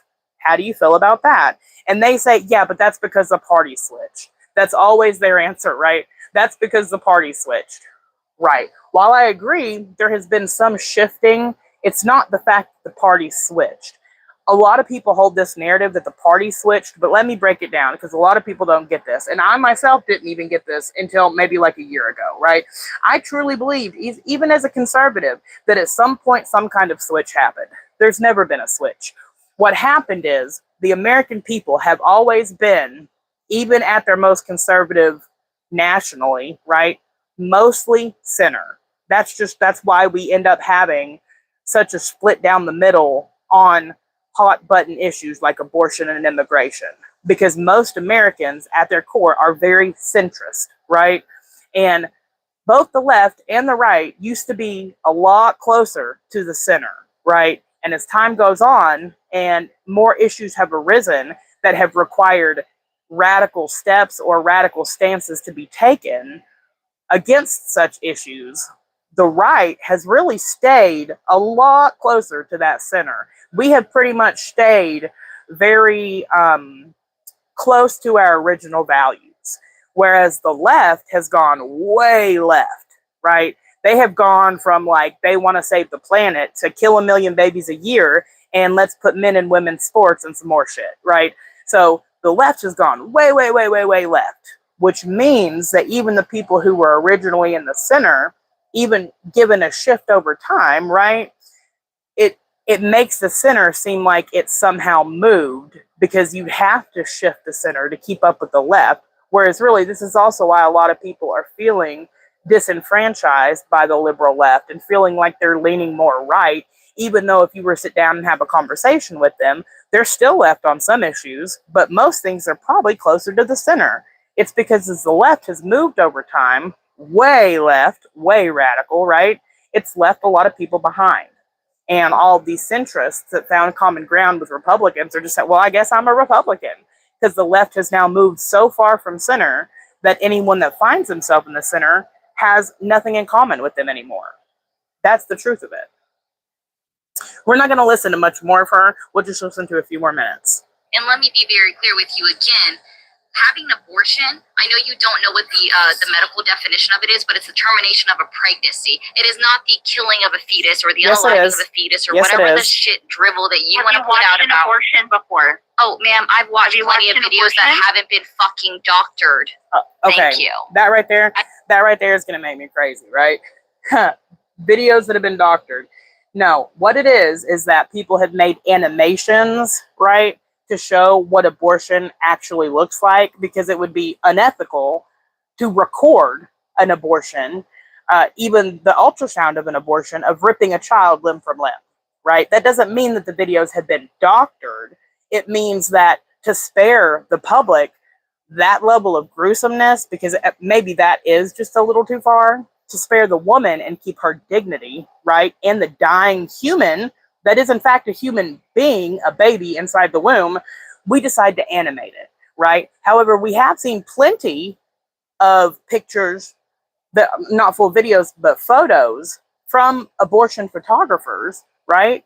And it's an ugly, ugly truth, because they're literally ripped limb from limb, unless it's late enough in the pregnancy, third trimester, which they do happen. It's not an argument that they don't, they still happen. That the baby, that the woman is sent into preterm labor, the baby is starved of its nutrients and forced from her womb whole, right? So all of this, like, oh, it's fake news, it's all doctored, is not true. You just cannot handle the fact that that is the truth of what you support. And like I said earlier on, if you were to look at those photos and see those videos and say to me, I don't care that it's gruesome, I don't care that it's ripping a human being apart, at least Destiny does that much. Destiny will tell you, yeah, they rip the arms and the legs off and pull it out. That's just how it's done.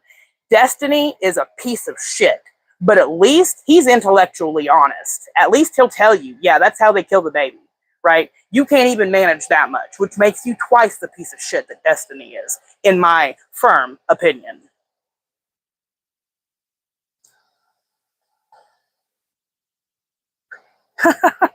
You're funny, Salted. You're funny.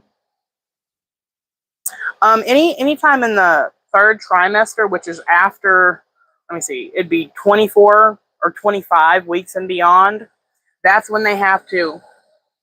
Bob, I have an actual, on my channel, the videos that I've done, I have a playlist, and it includes the first 2 abortion presentations or videos, whatever you want to call them, that I did. The first one was, one of them is talking about Margaret Sanger and her whole connection to Planned Parenthood. She was a founder, and she's also literally a known eugenicist, one of the worst racists you could argue probably in American history, and literally the person who inspired Hitler. Literally, Hitler was inspired by this woman, and she's the person who founded Planned Parenthood and strategically placed them along the inner cities because she believed that people of color should be eliminated from our society. And her dreams are coming true, right? Which is crazy. Anyway, I have a whole video on that. And I have a video on, I had reacted to a video from Live Action, which is a wonderful nonprofit. I've talked about them a little bit earlier. They have a website and a YouTube channel. They speak with ex-abortionists who come and speak with them about the reality of abortion. And one of them had explained to an animator exactly what happens, showed them the tools that they use, etc. And this animator had made an animation about how these abortions are performed. And it is 100% true that in the first or second trimester that they do a D&E or DNC. It's a dilation and curettage and a dilation and evacuation. One is when they scrape the cervix to make sure they have all the baby out, and one is when they use the suction, right? But in both cases, they cannot just go in and grab the whole baby, right? So when they go in both D&E and DNC, they go in with a clamp. They clamp one part of the baby and literally dislodge it, is what they call it in the literature. It's rip it off. They rip off the arms, rip off the legs, crush the skull because it can't fit through. The birth canal is not opened because the woman's not giving birth. That's when it's meant to open, right? So they crush the skull so it can fit through the birth canal, and then they pull out the torso. That's literally how it's done. And then they have to either scrape with the curettage, or they have to go in with the suction and make sure they collect all of the brain matter and any other bits they may have left behind. They arrange these pieces of the baby on a table and count them to make sure they have them all, because if they don't, the woman could get a deadly infection and die.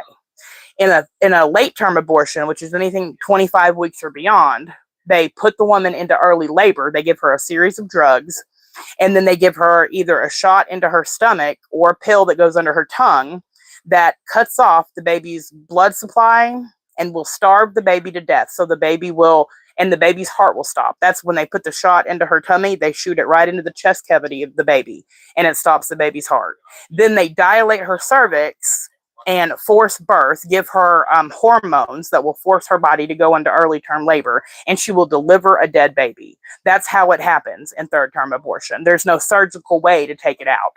They have to force the lady to go into birth, which a lot of people say, like, if you're going to do that anyway, I mean, you could really spare yourself that and just have a C-section, and the baby could be, brought out alive. And I've heard a lot of medical experts speak on it, and the consensus seems to be that there is never, ever a need for a late-term abortion, that a C-section could be performed 100% of the time. Whether or not the baby lives is one thing, but it would be an attempt to save the baby.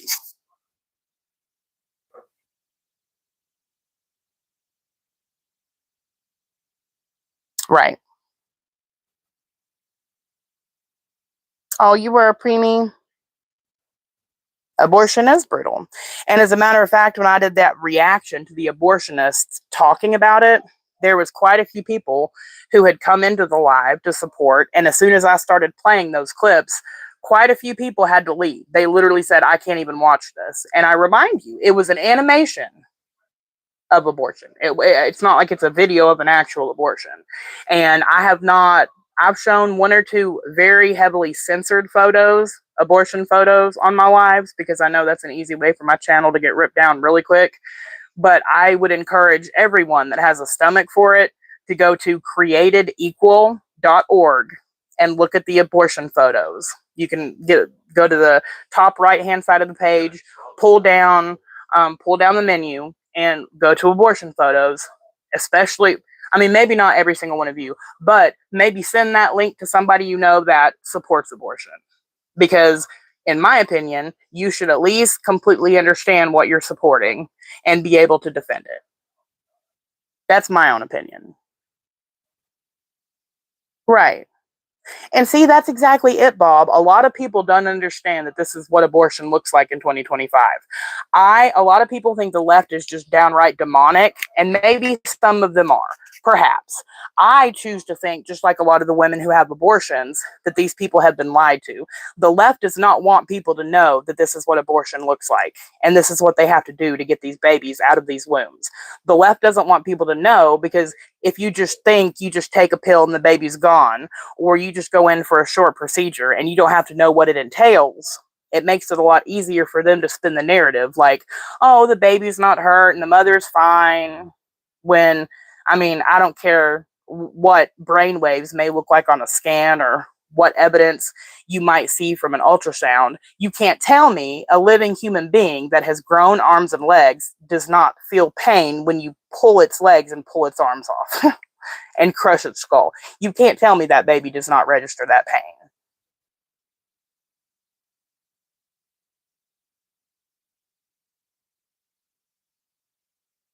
Yes, it's barbaric, Barbie. It really is.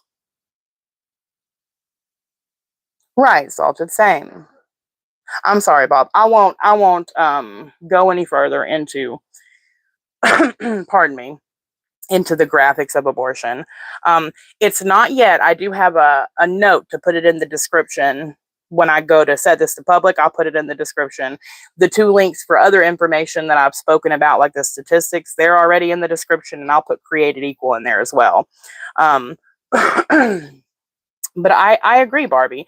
Do you know that until I think 6 or 7 years ago, they never even had to, or no, maybe it was 10 years ago. Let me not lie. At some point about 10 years ago, that's what I'll say. They weren't even required to show a woman the ultrasound of her baby. And in fact, there were several women that sued Planned Parenthood for being told their baby didn't have a heartbeat at like 10 and 12 weeks. These are like landmark cases. And they had to make a law where across the US, before a woman could have an abortion performed, she had to have an ultrasound, look at a photo of the ultrasound, and understand there was a fetus in her womb. Because so many of these women were literally being lied to and having abortion regret that people like Ari pretend is not a thing, that they had to pass these laws so that women would at least understand this is indeed a baby growing in your womb. But I would really love to see statistics on how many people that affects, because even with that, all the rhetoric from the left is what? Oh, it's just a clump of cells. Oh, they can't feel pain. It's absolutely crazy. It's funny. Hey, Larry. So good to see you. Oh, that's a baby eagle in the egg. We have to protect. I know. Salted Fishing brought that up. Ryan just came through. He said, it's so funny. These are the same people who want to protect animals, like the bald eagle, right? Like, yeah, they have no humanity. So good to see you, Larry. Right. That's exactly right. Well, because some of the babies aren't perfect. That's another thing I went into a few minutes ago. It's like all these people think, well, if this baby has this disorder or that disease, they're just somehow worthy of death. Like, these are the same people that would definitely support something like a MAID program in the US. Like, if our loved ones are sick, just kill them, right? They're not perfect in their eyes, quote unquote perfect, whatever the hell that means. So just get rid of them, right? They have absolutely no humanity. Right. It is, Bob. I think that I'll have to edit them a whole lot to get my information off them because it contains all your information. But I just found my stash of ultrasounds from both of my kids because I was considered high risk. I had like at least monthly ultrasounds. I've got many from both Alex and Serenity.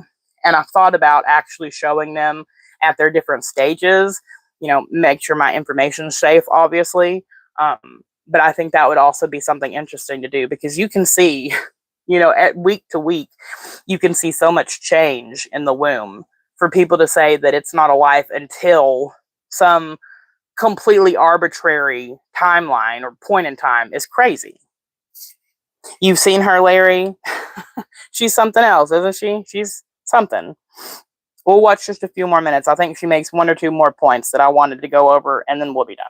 Watch plenty of them. No, you're watching what's called a DNC. Sorry, not DNC. Oh yeah. But you're watching I think it's a DNE that is no longer performed anywhere with. Let me help you out here, Ari, since you're wanting to help out so many people on your stream. Let me help you out. It's called a DNE, a dilation and evacuation, right?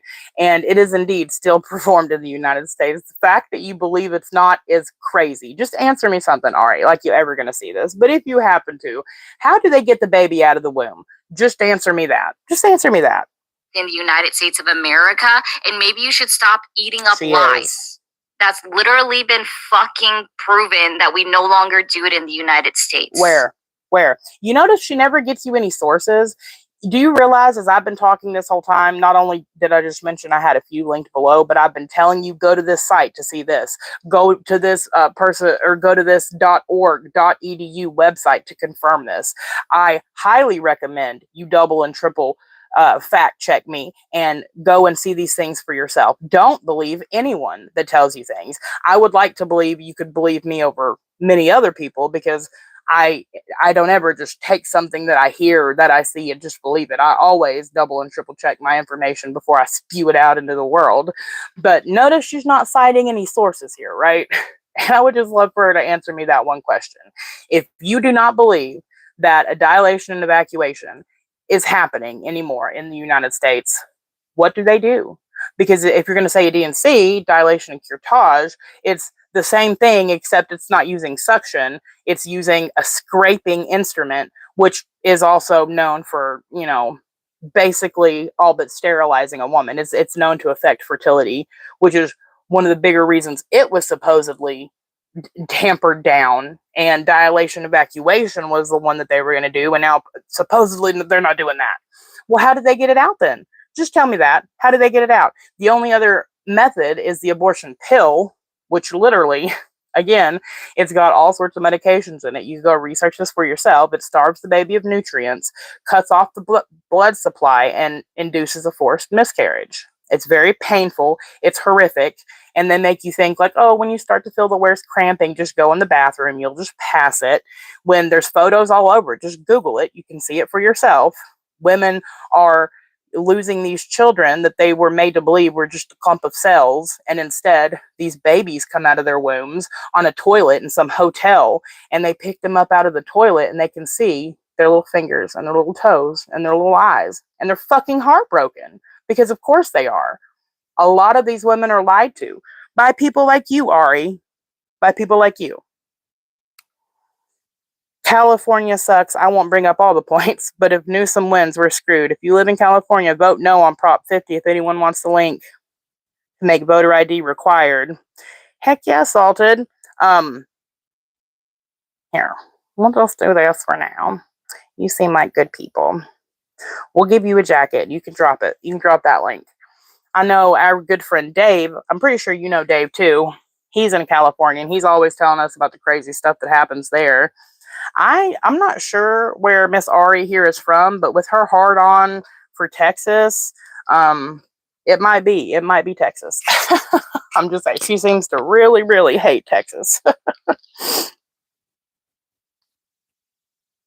Well, thank you for sharing with us. We want to support conservative values, especially in places like, Lord have mercy. Oh, yeah, and Bob moved from California. I almost forgot that. We're glad you're out of there, Bob. We're trying to get Dave to escapade now. I also would like to point out that I am entitled to an opinion just like everyone else, because that's what makes America America. That's why we vote. Your opinion no longer matter. Let me be clear. You want to talk about we need to increase the birth rate while you are taking yourself out of the equation of increasing the birth rate in the United States of America. You're a fucking hypocrite. She's a hypocrite.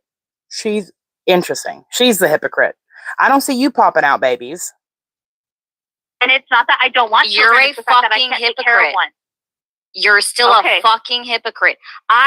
You said I'm not going to have a kid. Can't have a child, right? You said you didn't want to have children, so now you're changing it. You're a fucking hypocrite. You didn't let her finish. You didn't let her finish. She said she wouldn't want to have a child right now, and you won't even let her finish right now because you keep talking over her like a coward. Only a coward has to talk over somebody like that. Let her get a thought out. Thank you, Salted. Appreciate that. We'll pin that. Don't anybody misconstrue that has anything to do with abortion, though. That's about voter ID legislation. That's to make voter ID. Is it you vote yes to make voter ID required? I think that's the case. Plan B. And see, a lot of people, even in the pro-life movement, Plan B is like A or C. It's like yes or no, and they go back and forth. And from what I understand about Plan B, and I could be wrong, but much like birth control, Plan B is meant to keep fertilization from happening. It's meant to keep from actually creating a unique human life, basically, to put it super simply. If I'm correct in my understanding of Plan B, then I would support that. Just like I support hormonal birth control, given that people can take it and be safe. I don't support killing a unique human life. I have absolutely no problem with any ethical birth control method that people can use. No problem at all. Right, Bob. Right. Vote yes for voter ID. Okay. Right. And that's another, like, show me your racism. Show me you're racist without telling me you're racist. Try and propose a whole new bill in the state of California to take away voter ID laws or requirements because you don't believe that people of color are intelligent enough to obtain an ID or legal enough. Let's be really real, right? They want to be able to make sure all the illegals can have a vote, which is crazy. Never ever in any point in history have we had to worry about illegals voting in our country. It's crazy. Our assaulted will be here for a few more minutes at least. Increase the birth rates in the United States of America, but I myself don't want to have children. You sound right dumb. now. Okay, I don't Like, think I this don't normally say conversation that. is going anywhere. I don't appreciate that you're being really rude, so I'm going to go. See, and that's it. And that's it.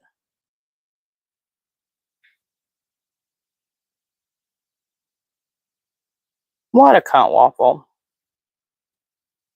No, she can absolutely not have, like, let me be very clear. She can absolutely not have kids.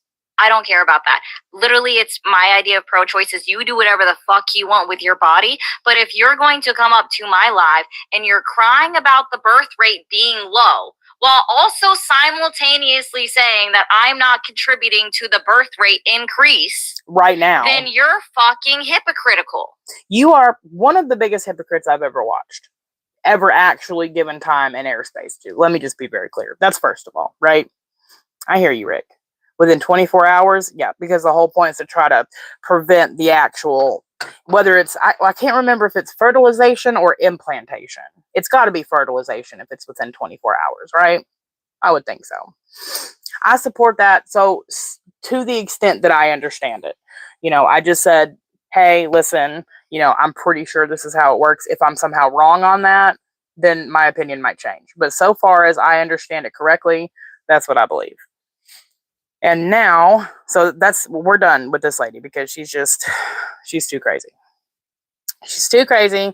And we're going to go, I've been doing lots of research. Okay. So, okay, that was a funny thing about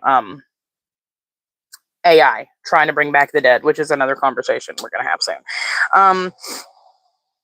Yeah, me neither. I'm like, Ari's a 17-year-old arrested development. Could very much be. I could definitely see that, Barbie. She's, let me know if this, I turned a fan on for just a second. Let me know if it's like, if you can't stand it, if it's completely repulsive sounding, or let me know if it's all right. So long as I'm this close to the mic, it's supposed to be noise canceling. So I'm like, I'm gonna have you in the background while I get my room ready to paint.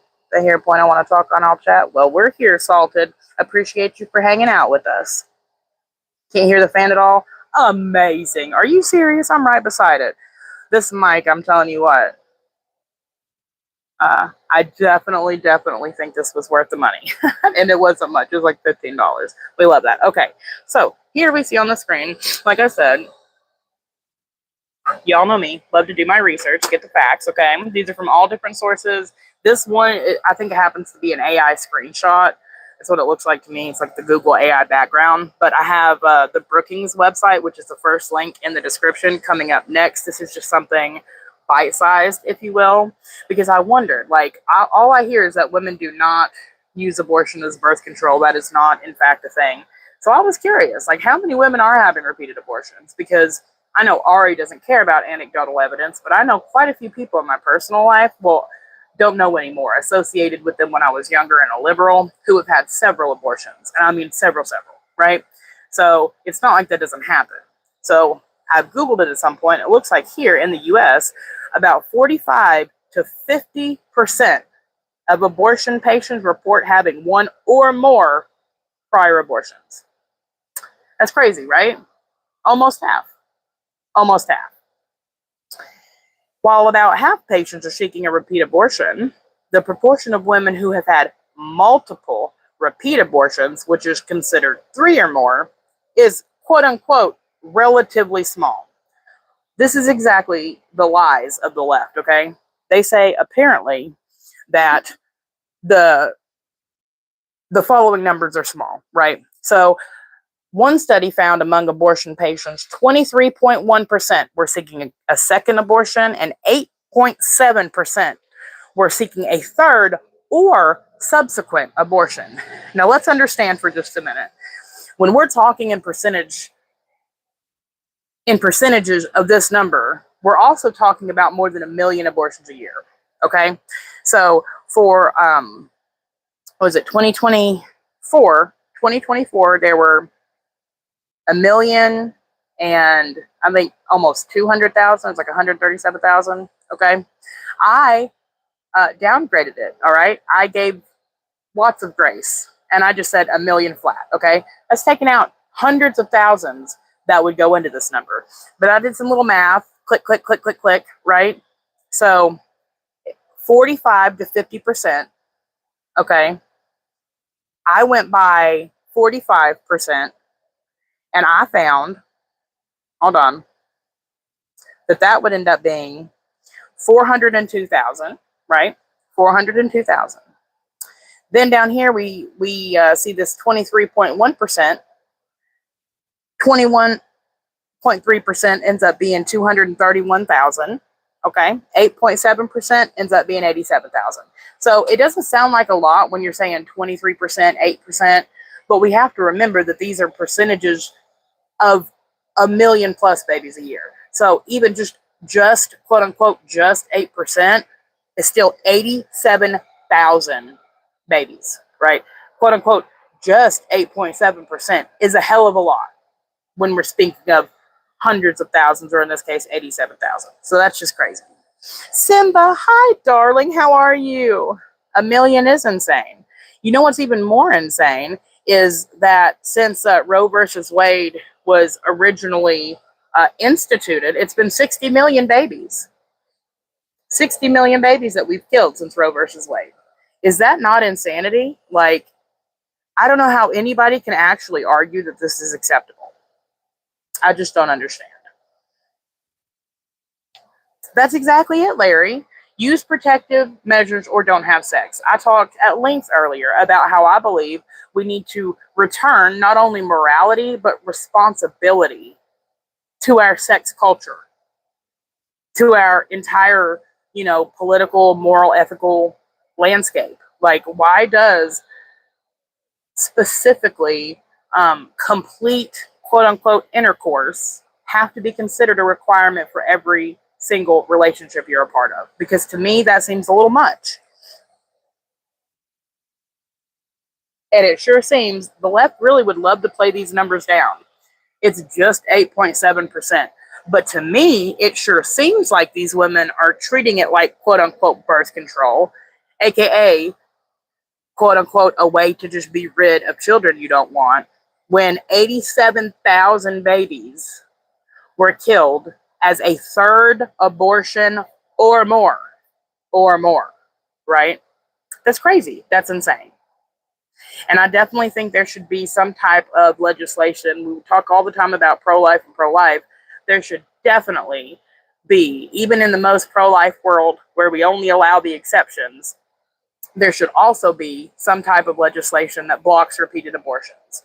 And I would even, there would come a point where if a woman is trying to obtain an abortion 3 or 4 times, where I might even be all right with some level of sterilization, at least a semi-permanent one, like tubes being tied, or an IUD that lasts 3 to 5 years. A lot of people who share my libertarian values think that that's too far because it's her body, all this and all that. But I'm telling you right now, at some point we have to have consequences for immoral behavior, or the fabric of our country will tear apart worse than it already has. That's all I'm saying.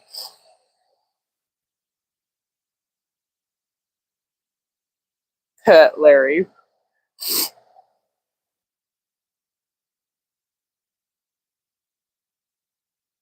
Oh no, I'm so sorry, Simba. I'm sorry to hear that. I'm not sure, Bob. I'm not 100% sure about the statistics for late term abortion specifically.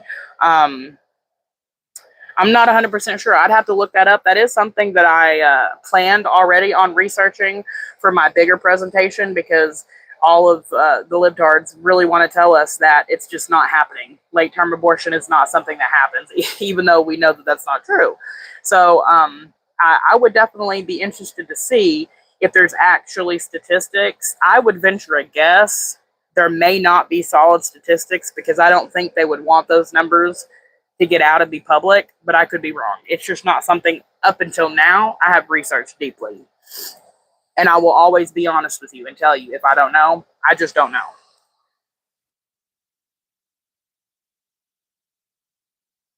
Yes, eat you some gummies. So, yes, we're almost done. I just wanted to go through a few things. So, we saw those statistics. Well, you mean like should be legal, allowed. And I'm assuming you're talking about the exceptions. I covered it a little bit earlier, but I will say, actually, let's just get to the exceptions. Hold on. Okay, well, first let's do this. Just give me 2 seconds and I'll get to that, Larry. So, as of May 29th, 2024, and we know that abortions have done nothing but increase, right, ever since Roe versus Wade, 1 in every 4 women will have an abortion in their lifetime. The vast majority of abortions, 95%, are the result of unintended pregnancies. You know what that means? Not the exceptions. That's not rape or incest or life with the mother, or sorry, rape or incest or some type of turkey baster situation, right? This is people being irresponsible, 95%. So to really bear those numbers out for you, not that I think any of you are bad enough at math to come to this conclusion, but let's take it to its logical conclusion. 95% of a million is 950,000. That's a lot. That's a whole lot. Most abortion patients, and we were talking just briefly about Margaret Sanger and her past filled with eugenics and terribleness, right? And I told you, her dreams were coming true because some of the people she wanted to eliminate were people of color, people of low income, people of low IQ, or people with genetic anomalies and disorders and diseases, right? Well, let's look at this. Most abortion patients are in their 20s, 61%. That's crazy. Black or Latino makes up 59%. Low income, 72%. This sounds a lot like eugenics. Is anyone else thinking to themselves while hearing these numbers, wow, it sure sounds like eugenics? Between 6 and 12 weeks pregnant, 73%, and have already given birth to 1 or more children, that's 55%, which already tells us that that's past the fetal heart rate is detected about 5 or 6 weeks. That's what they tell us, right? So it's already past that. So even all these people who say that want to say life doesn't begin until 5 or 6 weeks or blah, blah, blah, right? Well, we know that over half the abortions happen, way more than half, pardon me, the majority, 73% happen between 6 and 12 weeks. And that's nearing viability. Talks about procedural and medication. I'll go into all this. The reasons, quote unquote, I don't know about. And this is what's happened. If you can see, abortion was steadily decreasing for many, many years until it hit a peak about, I think it was 2008.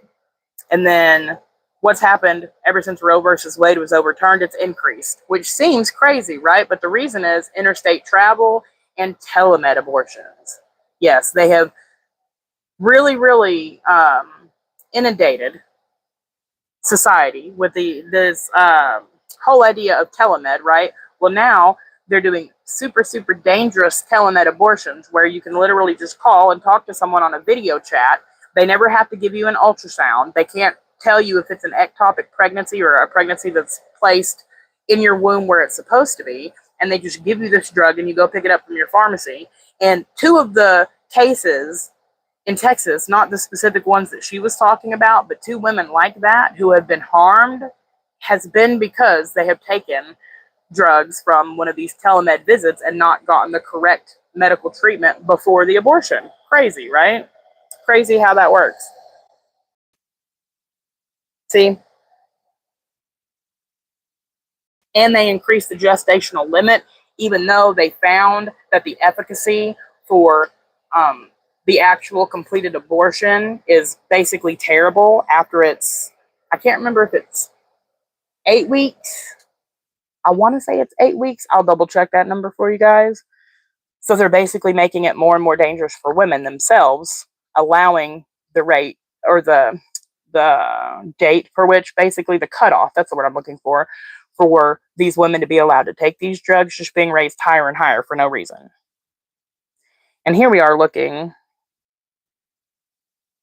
Oh, hello. Miri, so glad to see you. Hello, darling. Thank you for lurking, Unk. So glad to see you. You do not know someone that had 9, Simba. Is that real? That's right, Andrew. You're not lying. Absolutely. 1 million babies a year. Exactly. You're saying exactly what we've been talking about this whole time, but so glad to see you, Andrew. Welcome, welcome. No, Simba, I still love you. I took away all the wrenches. I've just started giving them back. I'm so sorry. Here you go. You can have your wrench back. There you go, darling. Welcome, welcome. Get it sorted before 5 weeks, maybe 8. A lot of people feel that way. A lot of people feel like the heartbeat bans are acceptable in the very least. I feel like they could be a start. However, like I said earlier, oh sorry, you probably just heard a whole bunch of wrestling. Like I said earlier, 96% or 97% of experts agree that life begins at conception. So I feel like anytime we place some other arbitrary time limit on it, it tends to exclude living, born people. And so it's just a slippery slope. But that's another whole conversation. You're very welcome. 6. Wow. Wow. And that's exactly it. I would really like to see some numbers, although we probably never will, because it definitely would not fit their agenda.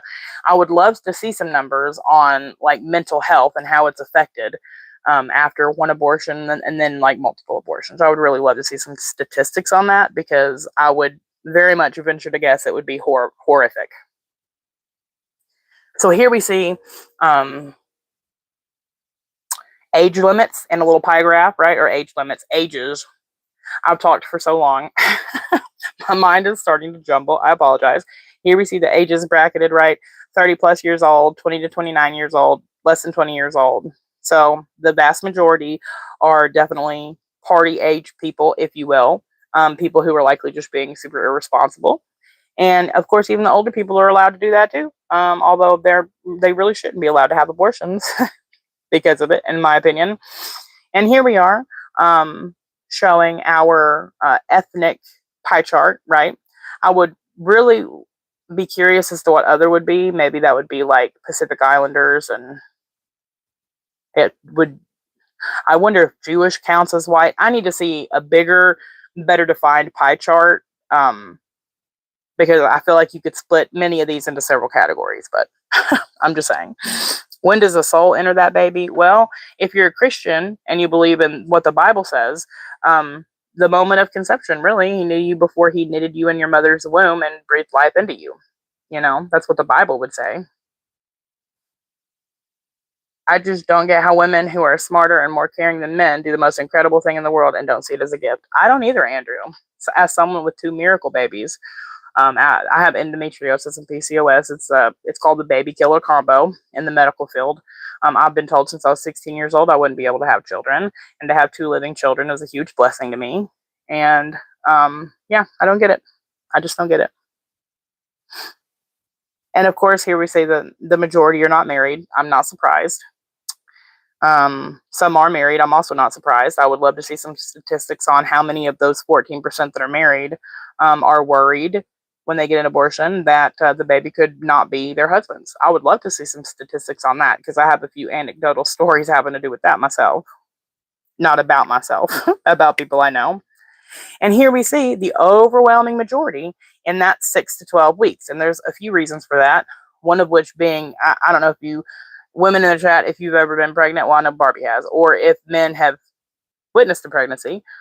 Most of the time, you don't even find out you're pregnant until 6 weeks or later. It's very uncommon to know you're pregnant at 4 or 5 weeks. To even get a positive urine result before 4 weeks would be darn near impossible. So a lot of lefties argued that heartbeat bills, heartbeat bans would effectively erase the option of abortion. And, one would think, right? Yet we've had them, and here we see the results are still the same, 6 to 12 weeks. And we see here that at least in 2024, or wait, no, this particular number is here, and we know abortion has increased. This is from 2021 to 2022. I just saw that. It's down here. Just saw that for this particular graph. And we see 13 plus weeks was at 9%. So, Bob, you were asking about the numbers a minute ago. It looks like in 2021 and 2022, the numbers were 9%, which is, what is that, 90,000? I'm not good at math. Somebody tell me. It's a whole lot of babies, being aborted in the latest terms. And we also are told that a lot of the people that are having abortions are the uneducated, and how are they going to raise children, right? And here we see that 32% have graduated high school, 38% have some college or associates, and 25% are a college graduate. There's only, what does that leave? See, 38, 30, it'd be 60, 70, 80, 95, 5%. 5% didn't at least graduate high school. So that's also not a true statement. We've already seen so-called late-term abortions. Yeah, 9%. Yep. The abortion rate per 1,000 women of reproductive age is disproportionately high for certain population groups. Among women living in poverty, for example, it was 36.6 abortions per 1,000 women in 2014, compared to 14.6 abortions for 1,000 women among all women of reproductive age. Okay, but it's not really a comparison, but okay. I guess it's a likeness. And let's talk about the cost of abortion. I feel like, and the fact that Medicaid has now mostly stopped covering it. It's crazy that taxpayer funds ever were used to murder your baby, but maybe I'm in the majority. I don't know. Salted approved. Thank you, Salted. That's really sweet. This is an issue I'm very passionate about. So I don't know about smart, but I'm definitely educated. I've definitely educated. That's what I did. I educated myself. Yeah, I feel the same. Rick. Oh, I'm sorry, Andrew. Well, I tell you, they told me that my whole life, and I have too. So, God's gift. Amen. 4 of them. Lord have mercy. Yeah, I mean, that's a good point, Larry. Yeah, endo is really, really rough. And there's a lot of women who have endo and PCOS and a few other complications who are also told to get abortions. My mom was told to abort me because she had the baby killer combo, if you will, as well. And she had 3 miscarriages before she had me, and they told her she would never carry me to term. Told her she may as well abort me and go ahead and get it over with, right? She didn't, and I'm here today, praise God, because my mom knew better. I wonder how many of those 1 million abortions a year are, at least previously, when they could do it and get paid for it in cash and all this other stuff, or by Medicaid dollars. How many of those women were convinced by a healthcare provider to get an abortion? Because that's also something that actually happens, even if they don't want to admit it.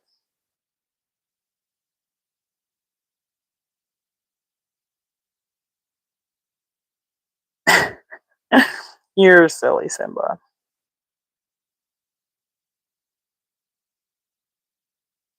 An orphanage of unwanted elders, firearms. Well, it's not. It's definitely not, Larry.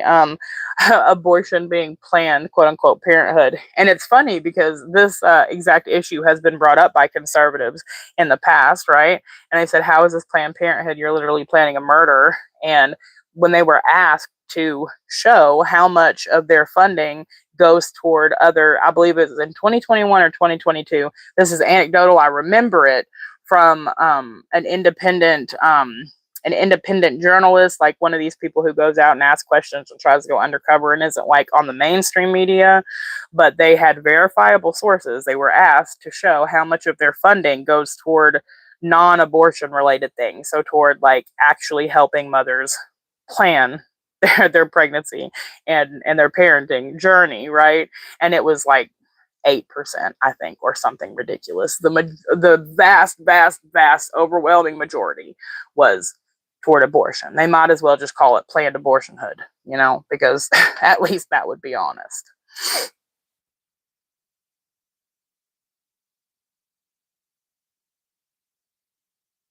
Yep. Oh, limited exceptions because, how did the states respond to the overturning of Roe versus Wade? Well, they had individual state laws that went into effect. So here we can see blue's completely banned, dark orange 6 weeks, light orange 12 weeks, more yellowish 15, and then 18. And of course, and the gray, for those who, may be a little perplexed, is where there are no bans. So abortion's pretty much allowed up until birth. I might be a little bit, I might be being a little bit facetious, maybe just a little bit, but we see California's gray, New York's gray, so it could be, right? But then here's the thing, right? This is the lies of the left right here. 18 states have abortion bans or early gestational limits in effect. 6 states have no health exceptions. 8 states have no rape or incest exception. That's true. 10 have no fetal fatal anomaly. That's true. But this one where it says no health exception, it's very misleading because the health of the mother and the life of the mother are a false equivalence. And this is what the left does, right? It tells you, oh, well, they don't allow an exception for life of the mother. No. They don't allow you to kill your kid if it's a morbidity issue, rather than, pardon me, an actual life of the mother issue, right? There's morbidity and mortality. Morbidity is you could get sick. Mortality is you will not live. Just because you might develop gestational diabetes or preeclampsia or any number of other things, which are inconvenient and yes, could be dangerous without the proper treatment, does not mean you get to kill your child. In pretty much, all 6 of these states that they reference here. But it's the phrasing of it, right? Abortion's currently banned in 12 states. 6 of those have early limits, 6 and 12 in effect, nearly all of these. But then they say the quiet part out loud. Nearly all of these bans include exceptions, which generally fall into 4 categories: prevent the death of a pregnancy person, risk to the health of the pregnant person, pregnancy is the result of rape or incest, and when there's a lethal fetal or fatal fetal anomaly, right? But they try and tell you there are no exceptions, no health exceptions right here. They said that, right?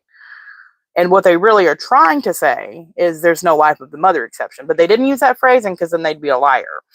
Because see, we see here, and this is the misleading way that the left presents information, right? Because here it's literally there's no ban in effect or it's a ban. But we see all of these states have a life of the mother exception. And if we refer back to our other graph, do you notice the states in common? Huh, that's weird. It almost seems like every single state that has a ban in effect still allows for life of the mother to be taken into consideration. Actual, mother will die if she has a baby, right? Funny how that works. I like how abortion was meant to be a very, very, very last option. Yep. Right. That's exactly right. I said earlier, we were told before Roe versus Wade, and even after, for years and years, what did the liberals tell us? The liberals told us 3 things abortion should be: safe, legal, and rare. That's what they told us, right? Is it safe? Well, for years, the abortion medications claimed they were safer than Tylenol. I listed all my sources and actually showed the news articles in my last live on abortion.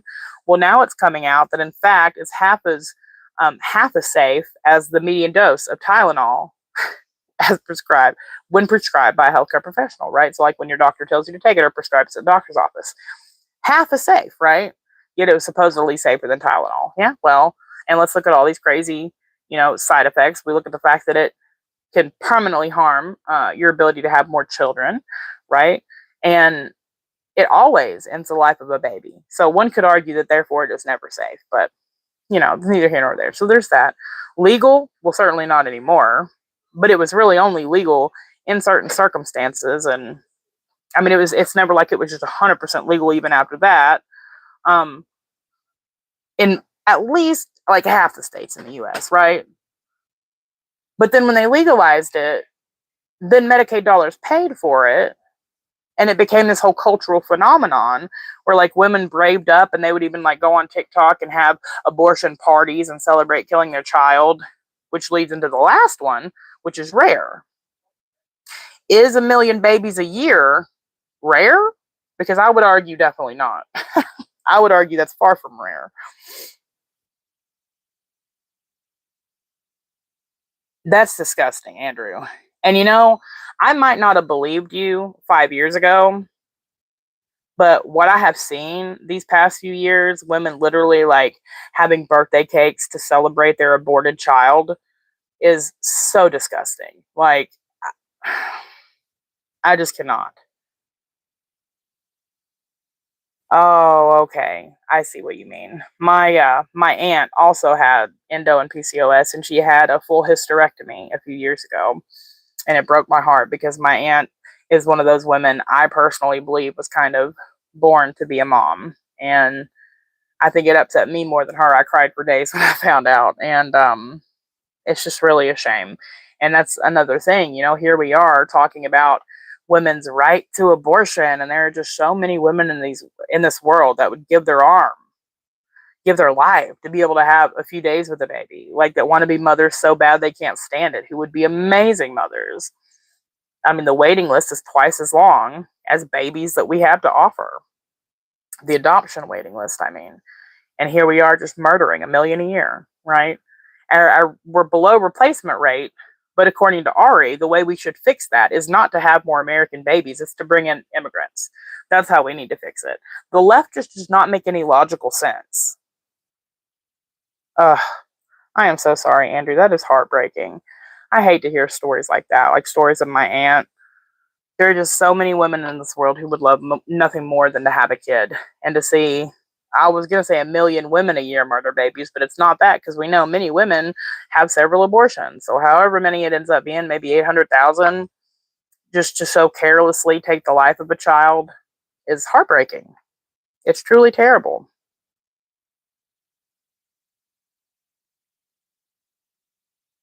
We'll go through all this, the ins and out of the financing and how they try and justify it. Okay, here's the thing. They talk about the Turnaway study. Researchers compared the outcomes for women who were denied abortions on the basis of being just a little bit beyond the gestational cutoff for eligibility to the outcomes of otherwise similar women who were just under that cutoff. The study, along with subsequent related research, has shown women who were denied abortions are nearly 4 times more likely to be living in poverty 6 months after being denied an abortion, a difference that persists through 4 years after denial. So you're saying to me, right, it doesn't say anything about their poverty level when they got pregnant. Isn't that interesting? Isn't that convenient? Because if they're in poverty 6 months after being denied an abortion and 4 years after being denied an abortion, I would bet my left arm that at least the vast majority of these same women were also living in poverty when they laid down and got pregnant. I'm just saying, right? And this is the thing. In America, we have become, or at least we have supposed to become, so politically correct, we can't even just say the truth anymore, right? And the truth is 950,000 babies are created consensually in the US that become aborted every single year. And it's for convenience. And you can spin it and push it and twist it to the narrative any way that you want, but that's just the truth of the matter. Whether it's a financial burden, not having a supportive partner, I've actually got all of them broken down, which is another thing we'll go over in my later live. But basically, it comes down to convenience.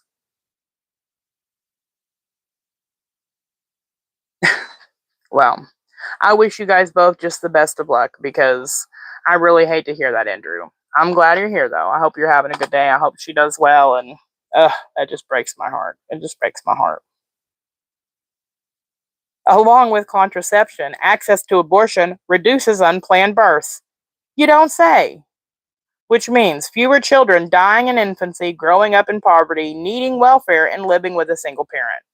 Or here's a great suggestion. How about we take those babies that these women are planning on aborting and we give them to the hundreds of thousands of people on waiting lists that want a baby?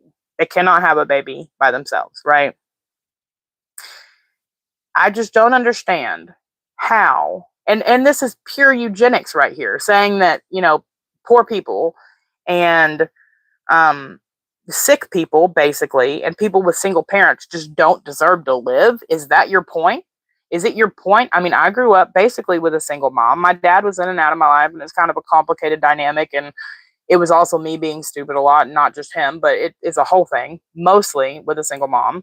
And like, I lived with her, saw him every other weekend, the way that custody works. So you're telling me that I should have been aborted just because my parents did not form the perfect nuclear family? Like, the way that the left justifies abortion to me is crazy. Just go ahead and tell me you believe in eugenics. Go ahead and tell me you're a eugenicist and we can just get it over with.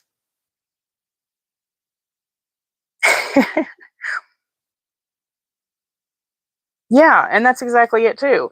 We also forget that since, the welfare system was created to destroy and destabilize the nuclear and American families, like, let's be really for real right now. Single women get more in benefits than married women or even partnered women with a partner living in the home. Let's be so for real right now. These women, people that say that children are starving in the United States of America, if there are children starving, it's an IQ problem. Let me just go ahead and say that real loud and real proud. And you can call me whatever you want. There's no reason for a child to starve in America today. In 2025, the year our Lord, I could see going without things. I could see not having new school clothes. I could see maybe your power gets cut off, but going hungry, bitchware. Bitchware. Not only are there programs like WIC and food stamps to help low-income families, but there's food banks. There's probably 20 just near me, and I'm not in that big of a city.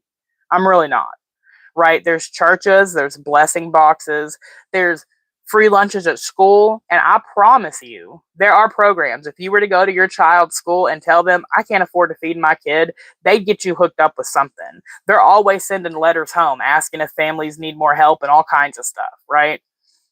And beyond. You go to your local health department and get all kinds of help.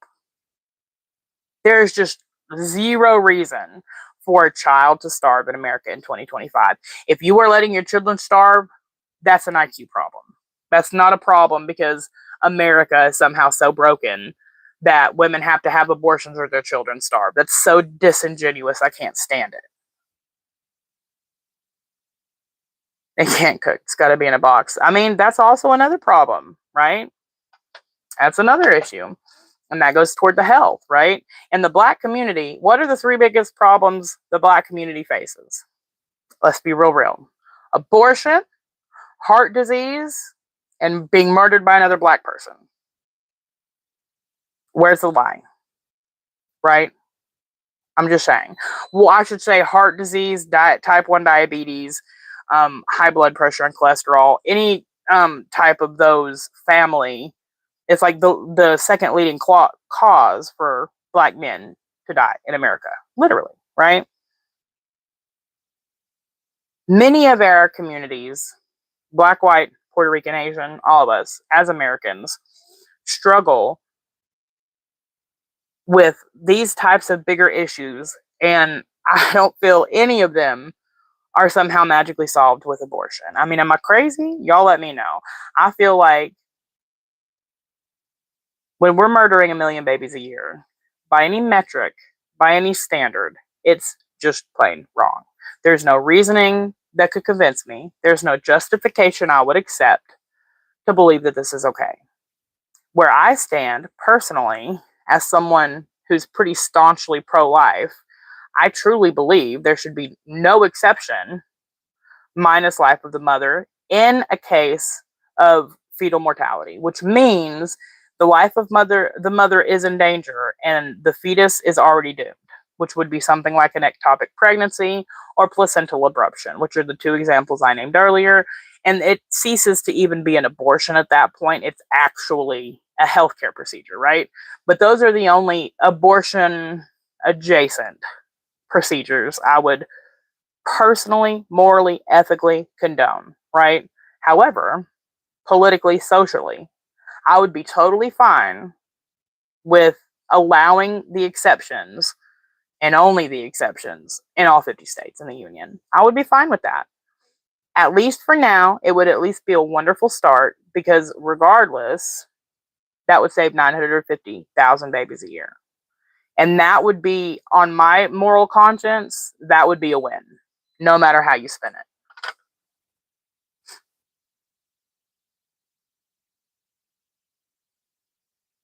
Right. I know that's right, Bob. That's another problem with all the single motherhood and, these independent women and, they don't end up a nuclear family. You can't, provide a nice meal for your family when you have to go and work all day, just like the man, which is another, and that's all we have for now. Yeah, it's going to continue to grow, except we already had the election. Oh, thank you very much. He said, hallelujah. Thank you for stopping in, Andrew. So appreciate you. Yeah, that's all the wonderful and hopefully educational information I have for you today. I did just want to say one last thing, right? There was this one point that Ari made. You don't deal with none of that bullshit. I know you don't. I know you don't.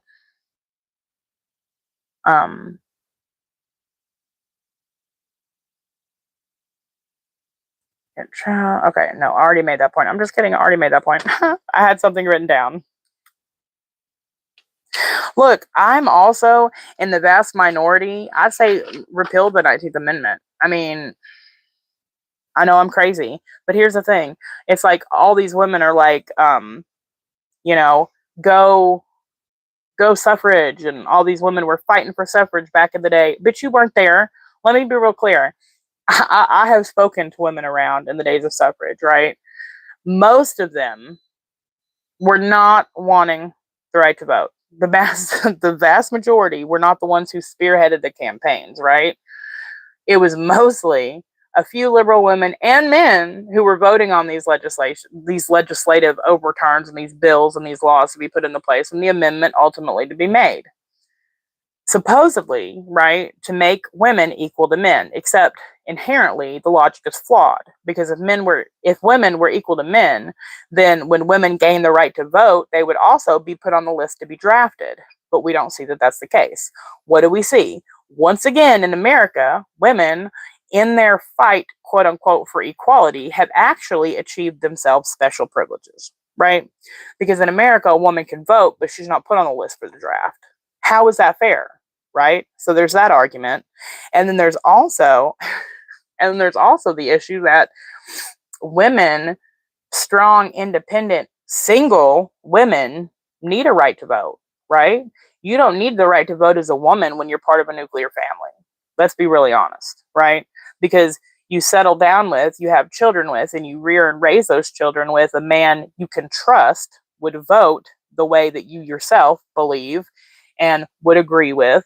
So your vote is inherently counted in his vote.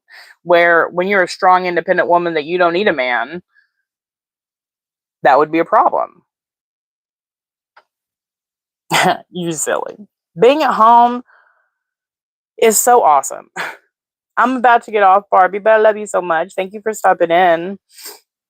But yeah, that's the thing. Like I would have never seen myself, especially because I was liberal, a staunch liberal for most of my younger life, but I would have never in my younger days, even when considering having children, ever seen myself as an eventual stay-at-home mom, Being a stay-at-home mom, however, has been, difficult, trying, yes, frustrating at times, draining, yes. Also, the most rewarding, amazing, heart-warming, like, just blessing I could possibly imagine. I didn't have to send someone my kids, drop them off somewhere and trust that they were going to be okay all day and have someone else raise my kids so I could go to work basically just to pay for said babysitter. I got to raise and rear my kids myself. And it's a blessing, and I'm very lucky. Especially with so many women in the world that would really love to do that, and aren't able to. And it's not that we're rich, but you make sacrifices to make it work when it's important to you. I love you being here, Barbie. I always do. Right, exactly. It is work. It's definitely work. And Ryan has even told me, Ryan's my fiance, and he's told me before, like, I couldn't do your job, but I know you couldn't do mine. And that's truth. That's truth. He could be here all day with the kids and all this, and the heck no.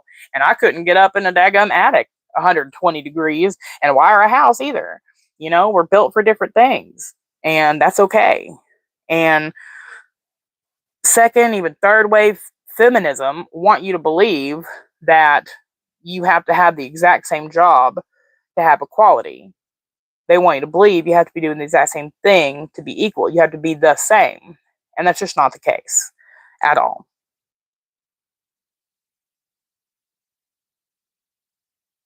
But I think we're going to go ahead and end it there. We've had quite the conversation today. We've been going for quite a while. This is longer than I meant to be live.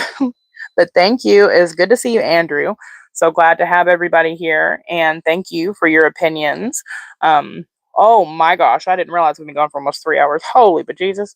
Thank you guys so much for coming to hang out with me today. And they sure do. Thank you, Andrew. Come back and see us sometime. They sure do, Simba. I know you're right. You have a good day as well.